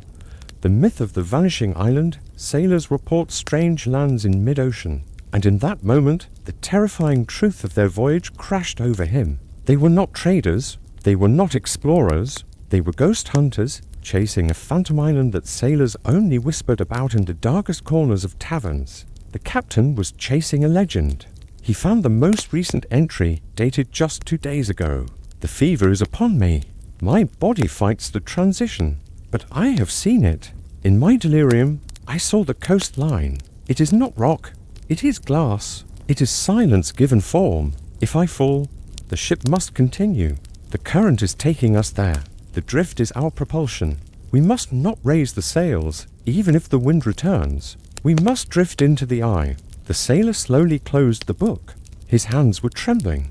He carefully wrapped the leather strap back around it, tying it exactly as he had found it, and placed it back under the telescope. He stepped back from the desk, his mind reeling. The aimlessness, the strange course, the captain's obsession with silence, it all made a terrifying kind of sense now. They were part of an experiment in belief. The captain believed so strongly in this Point 0 that he had dragged a ship, and 20 men into the middle of nowhere to find it. He looked at the captain again. The old man didn't look mad. He looked peaceful, a faint smile on his lips, as if he were already dreaming of that glass coastline. The sailor picked up the water pitcher and basin he'd brought. He moved to the door, his hand pausing on the cool brass latch. He held a dangerous secret. If the crew knew they were sailing toward a myth, that there was no port and no pay waiting for them, there would be a mutiny. They would throw the captain overboard and turn the ship west, rowing until their hearts burst. But a strange hesitation held him. He remembered the profound peace he had felt just nights before, staring up at the endless stars. He remembered the hypnotic rhythm of the waves, the shedding of his old life on land. Was the captain truly crazy? Or was he the only one who truly understood the sea? Perhaps there really was something out there. The unknown. Hadn't he signed up for the unknown? He opened the door and stepped into the dim corridor. A figure emerged from the shadows. It was the first mate, his face a mask of stern, practical worry. "How is he?" the man asked. The sailor looked him straight in the eye, his grip tightening on the picture. He thought of the journal's final command. "We must drift into the eye." "He's resting, sir," the sailor lied, his voice surprisingly steady. "The fever seems to have broken." "And did he say anything? Give any new orders?" "No, sir," the sailor said. "He said nothing. He just sleeps." The first mate grunted, satisfied, and turned away. "Pray for wind, lad. If we don't get wind soon, we'll all die of thirst on this pond." "Aye, sir." "Pray for wind," the sailor replied, walking back toward the galley. But as he walked, he felt a change in the ship, in the very air around him. The silence wasn't empty anymore. It was pregnant with possibility. This stagnation wasn't a trap. It was a waiting room, and they were all waiting for something to arrive. He climbed the ladder to the main deck. The sun was setting behind high clouds, turning the entire sky into a sheet of backlit opal. The ocean was still flat, still grey, still dead. But now, looking at the horizon, the sailor didn't see emptiness. He saw mystery. He saw the invisible lines on the captain's chart spiraling inward. He walked to the rail and looked down into the deep, dark water. Somewhere down there, or somewhere out there, was the destination. Not Liverpool, not Boston, but a place called Point Zero. He felt a strange thrill, a vibration deep in his chest. He was no longer just a deckhand on a becalmed merchant ship.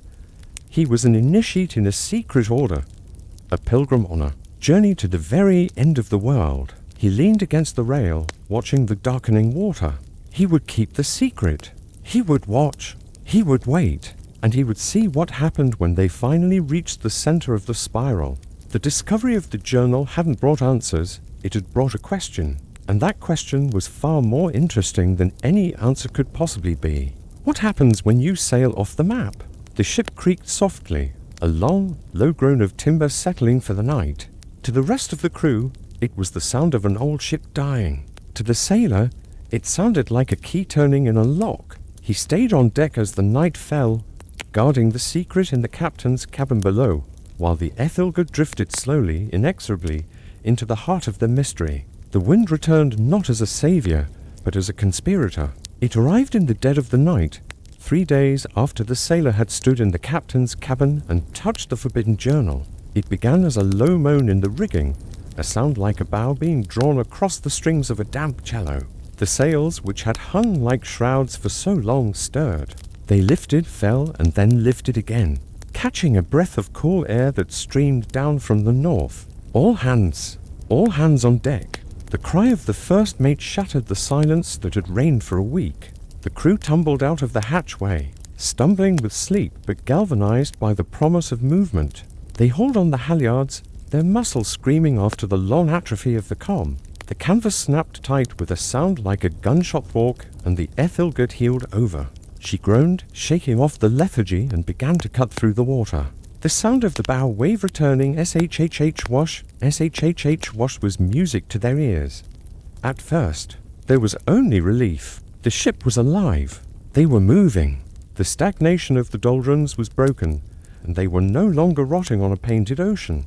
They were sailors again, doing what sailors do, harnessing the wind to go home. But the relief was short-lived. It started at dawn. The sailor was at the wheel, gripping the spokes that vibrated with the renewed energy of the ship. The captain had emerged from his cabin, looking gaunt and spectral, his coat hanging loosely on his frame. He stood by the binnacle, staring at the compass card illuminated by the pale morning light. "Bring her around," the captain rasped. His voice was weak, but it carried the weight of absolute command. "Course south-southeast." The sailor hesitated. His hands froze on the wheel. "South-southeast, sir." He repeated, just to be sure he had heard correctly. "You heard me, lad. South-southeast." The sailor looked at the first mate, who was standing nearby. The mate's face was a mask of confusion. They were supposed to be bound for Liverpool, carrying timber and grain. Liverpool lay to the east-northeast. South-southeast would take them away from Europe, away from the shipping lanes, and down into the vast, empty belly of the South Atlantic, toward the coast of Africa, or nowhere. Sir, the first mate ventured, his voice low. The wind is fair for a run to the channel. If we head south now, we lose the westerlies. The captain turned slowly. His eyes were deep-set, burning with a strange, feverish light, the look of a man who sees something that others cannot. We are not running for the channel, Murdoch mate. We are following the current. The drift has set us up. We follow the line, south-southeast. Aye, sir, the mate replied, though his jaw was set tight. South-southeast. The sailor turned the wheel. The ship responded, her bow swinging away from the rising sun, away from the path home, and pointing into the darker, deeper blue of the southern horizon. The realization did not hit the crew all at once. It spread like a contagion, slow and quiet. It began in the galley, whispered over tin cups of coffee. Did you see the heading? I. South? Why south? We'll miss England by 1,000 miles. Maybe avoiding a storm, skies clear. No storm. The sailor listened, saying nothing. He knew. He remembered the spiraling red lines on the chart in the cabin. Point 0. They were not avoiding a storm, they were hunting a ghost. The ship, once a vessel of commerce, had become an ark of obsession, sailing on a tide of madness toward an unknown fate. Every creak of the hull, every snap of the sails, now felt less like a journey home and more like a descent. The crew, once united in purpose, was now a collection of worried men, their trust in their captain eroding with every league they sailed in the wrong direction. And the sailor stood at the helm, a keeper of the terrible secret, steering them all deeper into the abyss. He watched the faces of his shipmates, their confusion turning to fear, their murmurs growing louder. He could feel the tension on the ship coiling like a rope, ready to snap. The sun beat down, but a different kind of chill was settling over the Ethelgud. The mystery he had been so thrilled by now felt heavy, a burden pressing down on his soul. The vast, empty ocean no longer looked like an adventure, it looked like a grave. He held the wheel steady, his course set, while the true voyage into darkness began. As the days passed, the atmosphere on the ship shifted from relief to a deep, gnawing unease. The ocean they were sailing into was different. The familiar grey-green of the North Atlantic gave way to a profound, unsettling indigo. The water looked thicker here, heavier. The waves were not the sharp, choppy seas of the coast, but massive, rolling mountains of water that lifted the ship high into the air and dropped her into valleys. So deep the horizon disappeared. Completely, they were sailing off the map. The isolation became tangible. On a normal voyage, even in the open ocean, there are signs of life. You see other ships, distant sails on the horizon, the smoke of a steamer. You see birds' gulls, terns, petrels. You see debris driftwood, crates. Here, there was nothing. No birds. No smoke. No wood. Just the endless, rolling blue desert. They were entering a part of the ocean that mankind had bypassed, a blank space on the globe where the cartographers simply wrote oceanus and left it at that.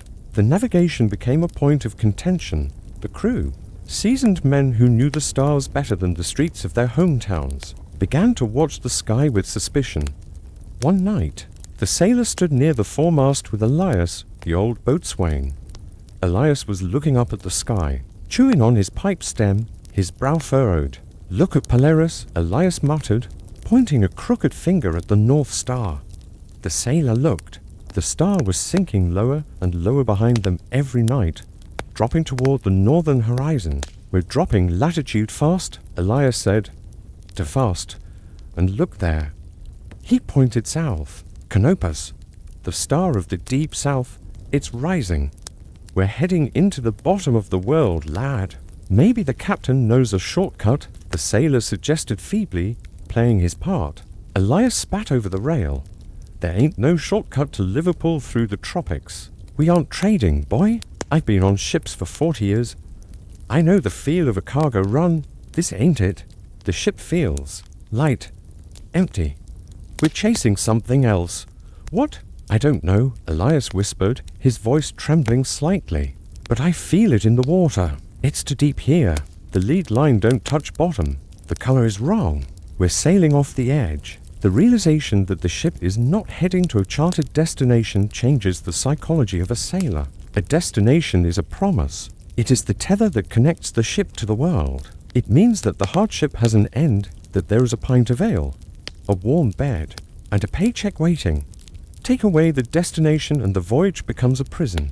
The crew moved with a sluggish, mechanical obedience. They hauled the ropes, they scrubbed the decks, but their eyes were always on the horizon, searching for a reassurance that never came. The captain remained elusive.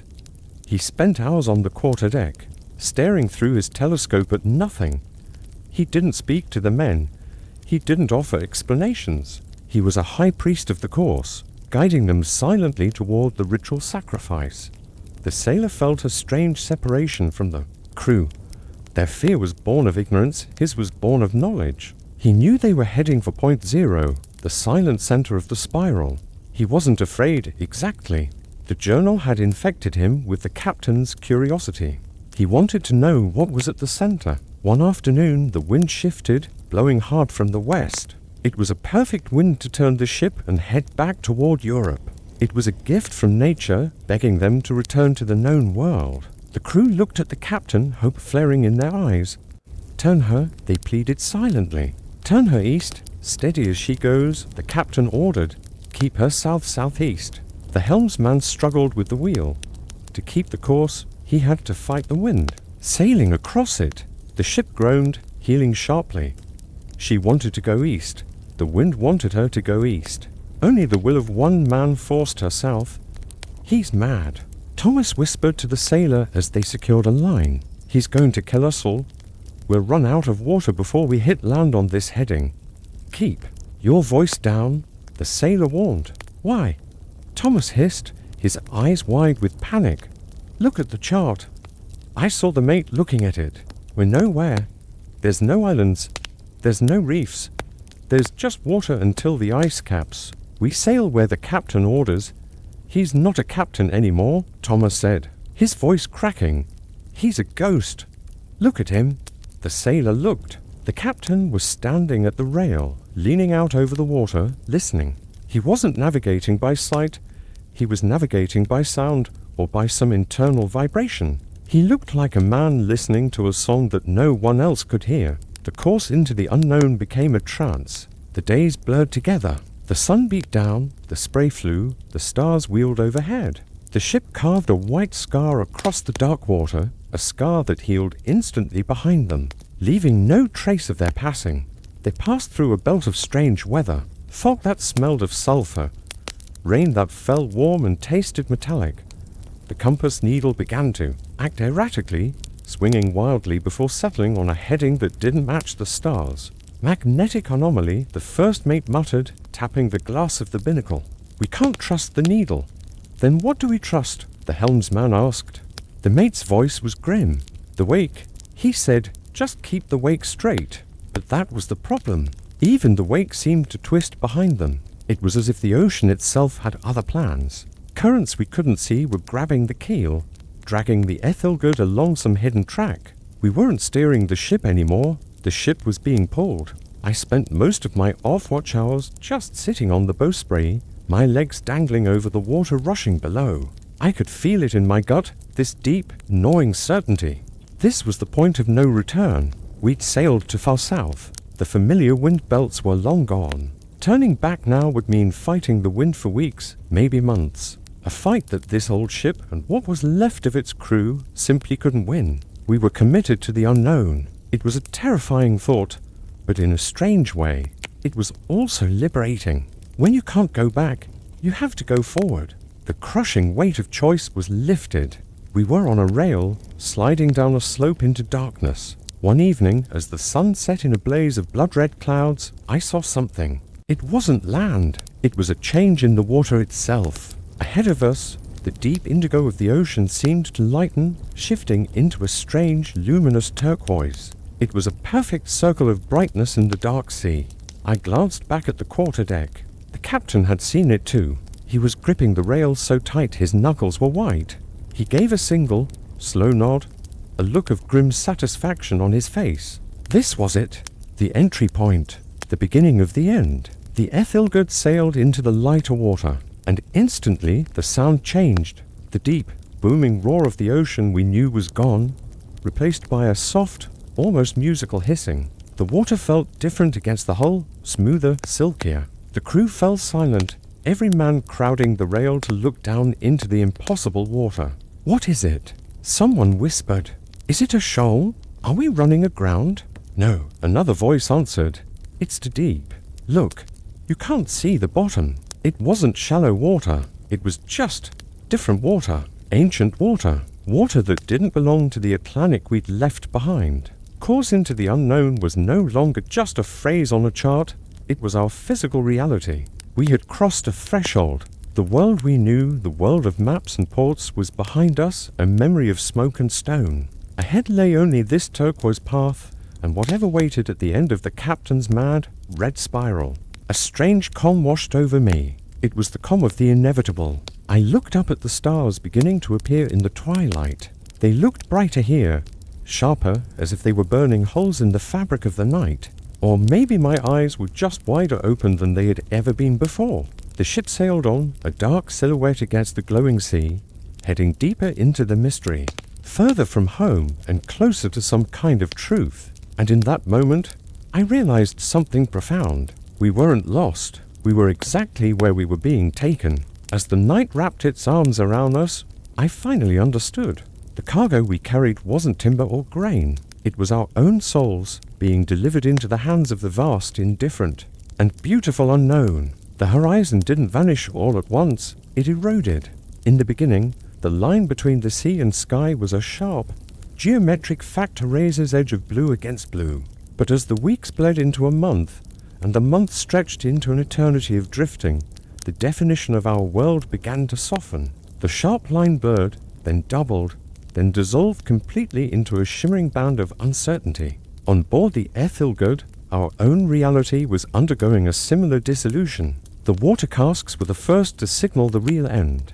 Silas, our cooper, a once burly man now wasted away to sinew and bone, tapped the second to last barrel. It was a Tuesday, I think, or maybe a Thursday. The days had lost their names long ago.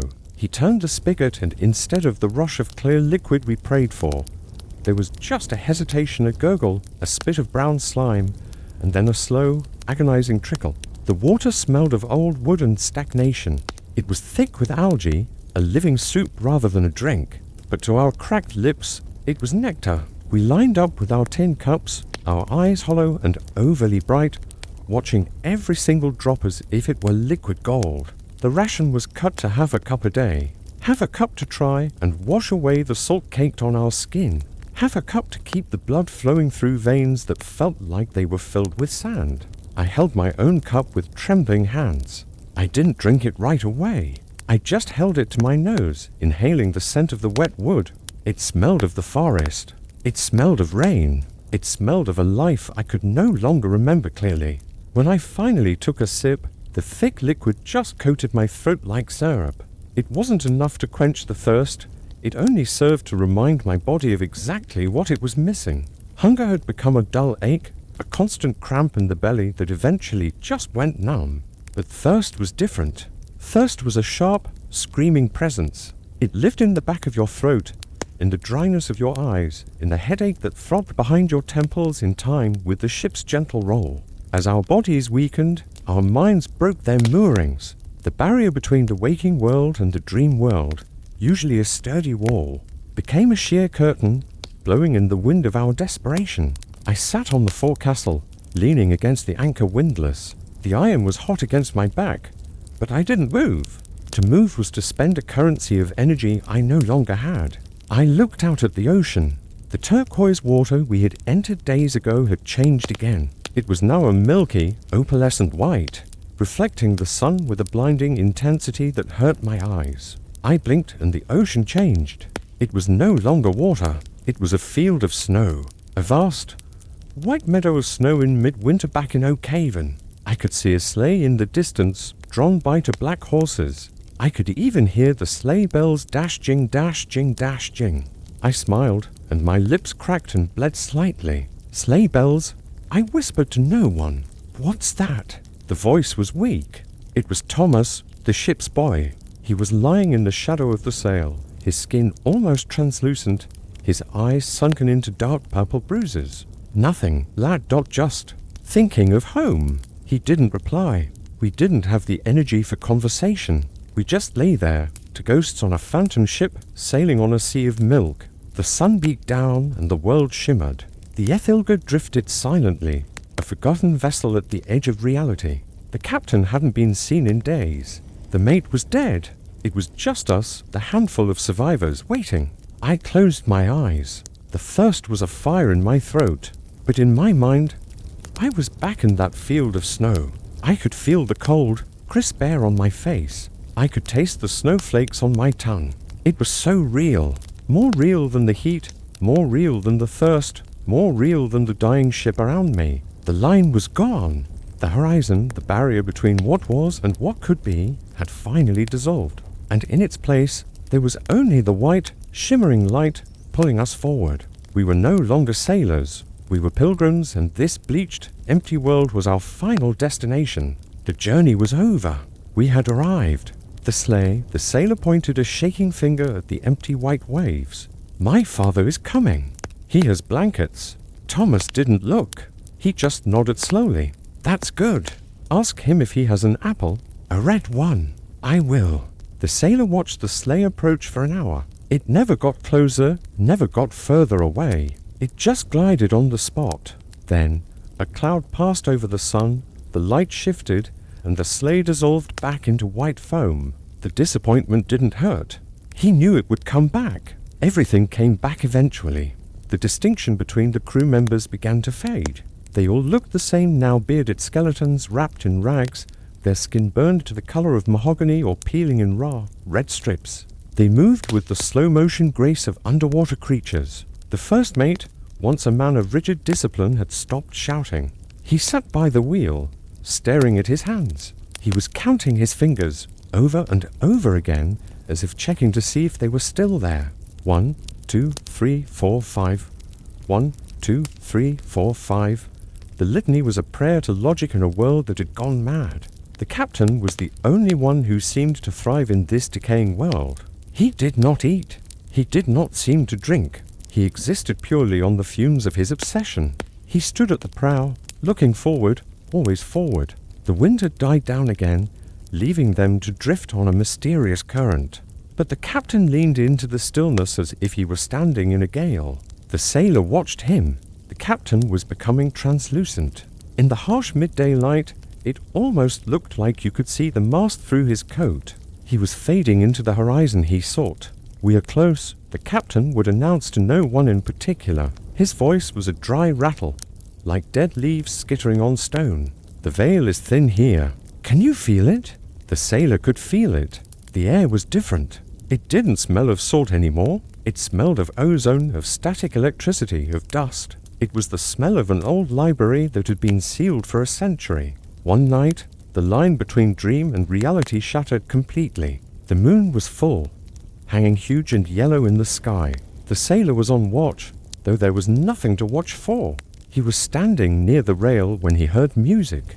It wasn't the wind in the rigging. It was a piano, a bright, tinkling ragtime tune, played with frantic energy. He turned slowly. The deck was empty. The sails hung limp. He looked out over the water. About 50 yards off the starboard beam, he saw a house. It was a 2-story Victorian house, complete with a porch and lit windows, floating on the ocean. The front door was open and golden light spilled out onto the waves. Inside, he could see shadows dancing. He could hear laughter. He rubbed his eyes with his knuckles until stars exploded in his vision. When he looked again, the house was still there. "Do you see it?" he asked Elias, who was slumped against the bulwark. Elias lifted his head. His eyes were milky with cataracts or perhaps just exhaustion. He looked in the direction of the house. "I see a fire," Elias whispered. "A warm fire in the hearth dot and soup, bubbling in the pot. It's a house, The sailor corrected gently. "It's whatever you need it to be, lad."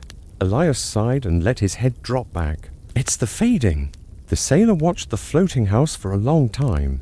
He wanted to swim to it. He wanted to walk through that door and sit at the piano, but his legs wouldn't move. He realized with a detached sort of clarity that the house wasn't there, but it was there. It was a projection of his dying mind onto the canvas of the world. Or perhaps the world itself was becoming fluid, molding itself to their desires. The horror of their situation, the starvation, the thirst, the slow death was masked by this narcotic haze. The brain, in its final act of mercy, was pumping them full of endorphins and hallucinations. They were dying, yes, but they were dying in a dream. The supplies were critically low. The hardtack was gone, leaving only dust in the bottom of the barrels. The salt beef was a putrid memory.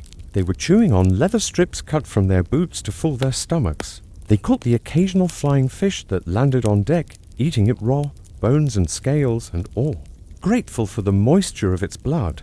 But even the hunger was fading now. The body was consuming itself, metabolizing muscle and fat, shutting down unnecessary systems. The sailor found that he didn't need to breathe as often. Inhale. Wait, wait, wait, exhale. It was a slow, shallow rhythm. He found the captain's journal again, lying on the deck where it had fallen from the old man's pocket. The captain didn't seem to notice it was gone. The sailor picked it up. His hands were so weak he could barely turn the pages. The last entry was undated. It was just a scroll, a series of jagged lines that looked like a seismograph of a soul trembling. No more water. No more time. The glass coast is visible. It is beautiful. It is silence. We are becoming the story. We are becoming the story, the sailor repeated. The words tasted like dry paper. He looked at the horizon. It was gone. The sky was a pale, washed-out violet, and the sea was a reflection of the same color. There was no line. The ship was floating in a sphere of violet light. There was no up, no down. They were suspended in the ether. The unknown sailor felt a profound sense of lightness. The heavy anchor of his identity, his name, his past, his fears had rusted away. He was just a pair of eyes witnessing the end of the world. He saw things that couldn't be described.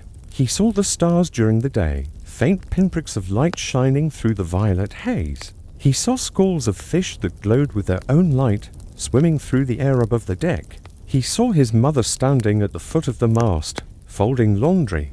She looked at him and smiled, holding up a white sheet that turned into a sail. "Sleep," she mouthed. "Just sleep." "I can't," he whispered back. "I have to finish the watch." "The watch is over," she said. "The time is done." He shook his head, trying to clear the vision. She vanished, replaced by the stark, sun-bleached wood of the mast. The reality of their physical decay was undeniable, even through the haze. Scurvy had set in. The sailor's gums were swollen and spongy. His teeth felt loose, shifting in his jaw when he clamped his mouth shut. His joints ached with a deep, grinding pain. His skin was covered in small, dark bruises where the blood vessels were breaking down. He looked at his arms. They were sticks. He could count the bones in his wrist. He was a skeleton wrapped in parchment. And yet, there was no pain. The pain belonged to the body, and he was leaving the body. He was becoming pure consciousness, drifting along the current of the captain's obsession. There comes a moment in every great journey when the concept of forward loses its meaning. For the men of the Ethelgerd, that moment arrived not with a bang, nor a storm, nor a sudden realization. It arrived like the slow settling of dust in an abandoned room. The ship, too, was fading. The wood seemed to be turning grey and brittle, as if it were petrifying. The ropes were fraying, turning to dust. The sails were tattered lace, letting the strange, violet light filter through. The Ethelgerd was a ghost ship carrying a ghost crew, sailing into a ghost world. On what might have been the 40th day or the 50th, who could truly tell? The water ran out completely. The cooper turned the spigot. A single drop fell. Plink. Then, nothing. The sound of that final drop was deafening. It echoed across the deck like a cannon shot. The crew stared at the empty barrel. There was no panic, no screaming. They just stared. It was the final punctuation mark on their sentence of fate. The captain stood at the helm. He didn't look at the barrel. He looked ahead, his gaze fixed on the ethereal haze before them. "It does not matter," he croaked, his voice raspy from disuse. "We do not need water where we are going." A young sailor named Thomas, barely a man, asked, his voice a tiny, bird-like squeak. "Where are we going?" The captain simply said, "To the horizon." Or what used to be the horizon? Another sailor looked where the captain pointed. Ahead of them, the violet haze was thickening, swirling into a vortex of light and mist. It looked like a tunnel made of clouds and water, spiraling down into what felt like the center of the ocean. Point zero, the sailor thought, the words appearing in his mind without his bidding. The fear was gone. The hope was gone. Hope implies a future, and they had no future. They only had the now, and the now was strange and beautiful and terrifying. He dragged himself to the rail and looked down into the water. It was perfectly clear. He could see down for what felt like miles. And there, deep in the abyss, he saw something. Ruins. Great stone columns, arches, and towers, all glowing with a soft, blue light. It was a city. A sunken city, or perhaps just a reflection of a city in the sky. It was impossible to know. "Do you see it?" He asked the empty air, and in the silence, he thought he heard a reply. A whisper carried on the unnatural breeze. "I see it." Was it the voice of the ocean? Or was it just his own mind, splintering under the strain? He closed his eyes. He was so tired. The tiredness was a warm, heavy blanket, pulling him down, down, down. The line between reality and dream had been erased completely. Was he on a ship? Or was he back in his bed in Oakhaven, dreaming of a ship? Was he dying? Or was he finally waking up? The fading horizon had swallowed them whole. They were no longer on any map. They were in the margins, in the white space where the old cartographers used to draw dragons. The ship drifted on, silent, slow, carrying its cargo of dreamers toward the center of the spiral. The sun set, but it didn't get dark. The violet light just deepened into a rich purple. The stars came out, appearing as big as lanterns in the strange sky. The sailor leaned his head against the rail. He watched the stars spin, and he noticed something odd. They were spinning in reverse. Time was unwinding. The last voyage. He whispered to himself, "It never ends." He closed his eyes again, and the purple light flooded his mind, washing away the thirst, washing away the hunger, leaving only the gentle rhythm of the drift and the silent song of the deep. The forward momentum of the ship, which had been their lifeblood for months, simply exhaled one last time and vanished. The ship did not stop moving, but it stopped traveling. It was no longer going to a place, it had become the place. The violet haze that had swallowed the horizon now deepened into a rich, velvet indigo. It was a color so dark and absolute that it felt solid, wrapping around the ship like a heavy blanket. The sun was a distant memory, a pale coin that offered no heat, only a dim, diffused illumination that cast no shadows. On the deck, the silence was total. It was the silence of a cathedral after the last prayer has been whispered. The crew, scattered like fallen leaves across the bleached planks, had ceased to struggle. The thirst that had been a screaming fire in their throats had cooled into a numb acceptance. The hunger that had gnawed at their bellies had faded into a strange lightness, as if their bodies were shedding the heavy, clumsy weight of flesh and bone to become something lighter, something made of air and memory. The sailor lay near the taffrail, his head resting on a coil of rope that now felt as soft as a pillow of down. He was no longer the unknown sailor. In his mind, he had no name at all. He was simply a point of consciousness, a pair of eyes watching the end of the world. He looked at his hand resting on the deck. It seemed transparent. He could see the grain of the wood right through his skin. He flexed his fingers and they moved like smoke, slow and fluid. He felt no fear. Why should he? The pain was gone. The anxiety of the destination was gone. There was only the drift. The captain still stood at the wheel, or rather, the shape of the captain stood there. He was rigid, a statue carved from salt and shadow. He was looking ahead into the indigo void, his eyes wide and unblinking. He had found his point zero. He wasn't steering anymore. He was witnessing. The Ethelgud was changing too. The wood of the masts seemed to be reverting to trees, groaning softly as if remembering the forest they came from. The sails, tattered and thin, looked like cobwebs catching the starlight. The ship was losing its definition, its hard edges softening, blurring into the sea and the sky until it was impossible to tell where the ship ended and the universe began. The transition into history is a quiet process. It is the act of being forgotten and then being remembered as something else, a myth, a legend, a whisper on the wind. The sailor closed his eyes, but the vision remained. He saw the ship from above, a tiny speck of dark wood floating in an infinite bowl of dark water. He saw the wake behind them, not as churning foam, but as a silver thread, a lifeline that connected them to the world of the living. And then he watched as that thread snapped. Snap. The connection was severed. The eternal slumber of the sea. This is how a world ends. Not with a cataclysm, but with a sigh. Not with a tidal wave, but with a gentle drift into the unknown. The men of the Ethelgood were no longer sailors. They were stories. They were echoes in the abyss. They were the silent song that the deep sings to itself when it believes no one is listening. They were part of the purple light, the spinning stars, the sunken city. They were home, a soundless break. The connection was severed. They were free. Time, which had been stretching and warping for weeks, finally stopped. The second hand of the universe clicked into place and held its breath. In this timeless state, the sailor found himself walking. He wasn't walking on the deck. He was walking through the memories of the ship. He walked past the galley where the ghost of a coffee pot still steamed on a cold stove. He walked past the crew's quarters, where the echoes of old sea shanties hung in the air like dust motes. He walked into the captain's cabin. The journal was there on the desk, open to the last page. But the writing was gone. Pages were blank, white and pristine. The story had been erased, or perhaps it had been finished and the words had lifted off the page to join the air. The sailor realized then that they were not dying in the traditional sense.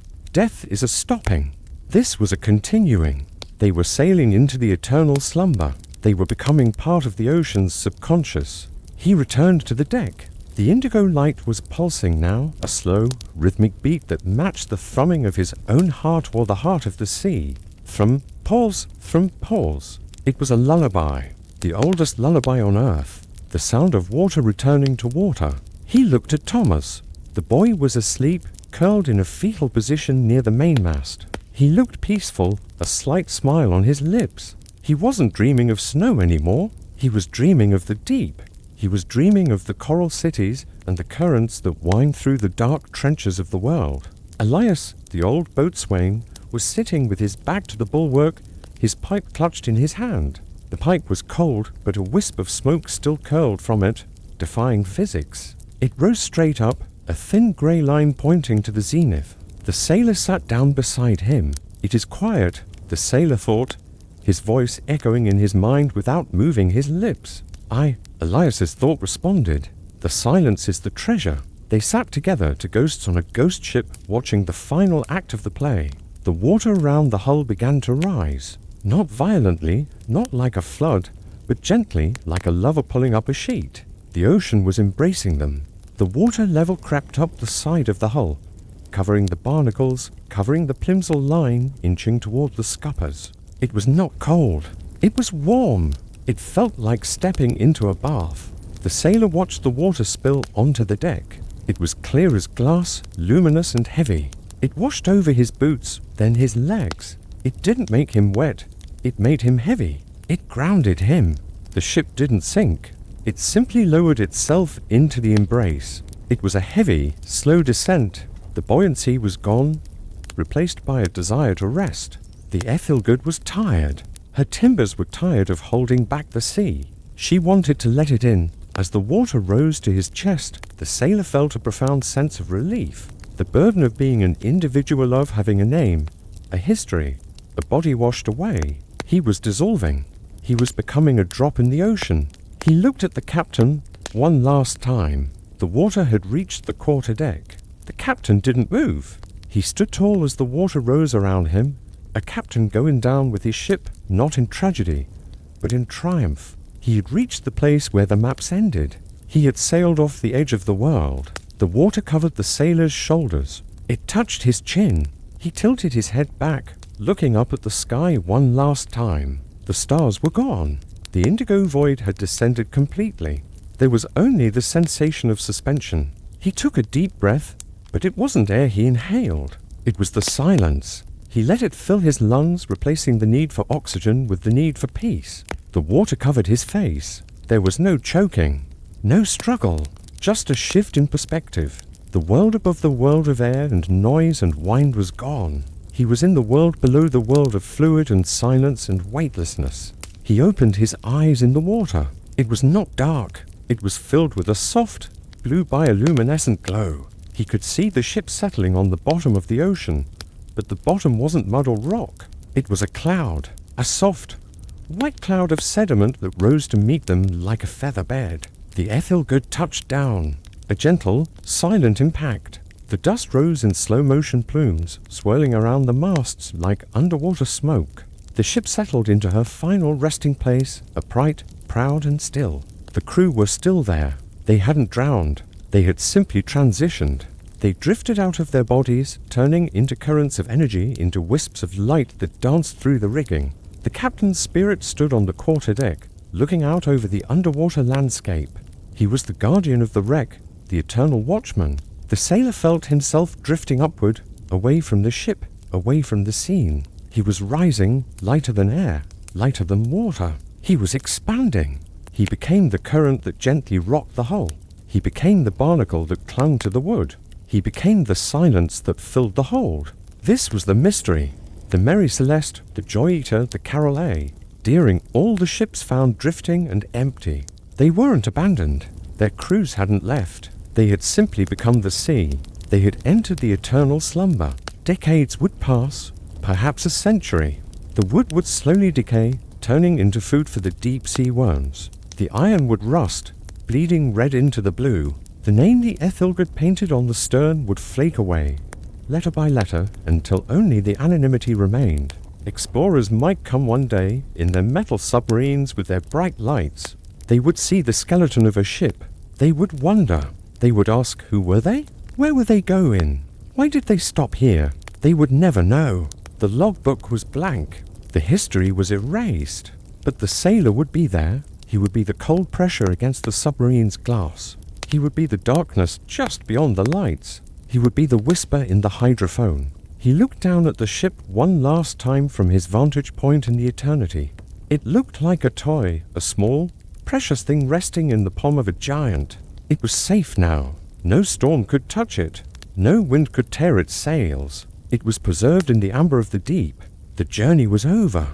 The unknown sailor had found the unknown. And it was not a place of terror. It was a place of rest. The consciousness of the sailor began to fade, spreading out thin over the miles of ocean. The thoughts slowed. Rest, sleep, silence. The ocean breathed. A slow, massive inhalation that pulled the tides across the globe. And then a slow, massive exhalation that released them dot in and out, rise and fall. The sailor merged with that breath. He was no longer a man. He was the rhythm. He was the wave. He was the deep. And so, the Ethelgud and her crew faded into history, and from history into mystery, and from mystery into the eternal. Dreamless sleep of the sea. The water closed over the story. The surface of the Atlantic smoothed over, leaving not a ripple to mark the grave. The mist rolled in, reclaiming the spot, hiding the secret forever in the grey. And all was silent, and all was still, and all was well. Thanks for watching.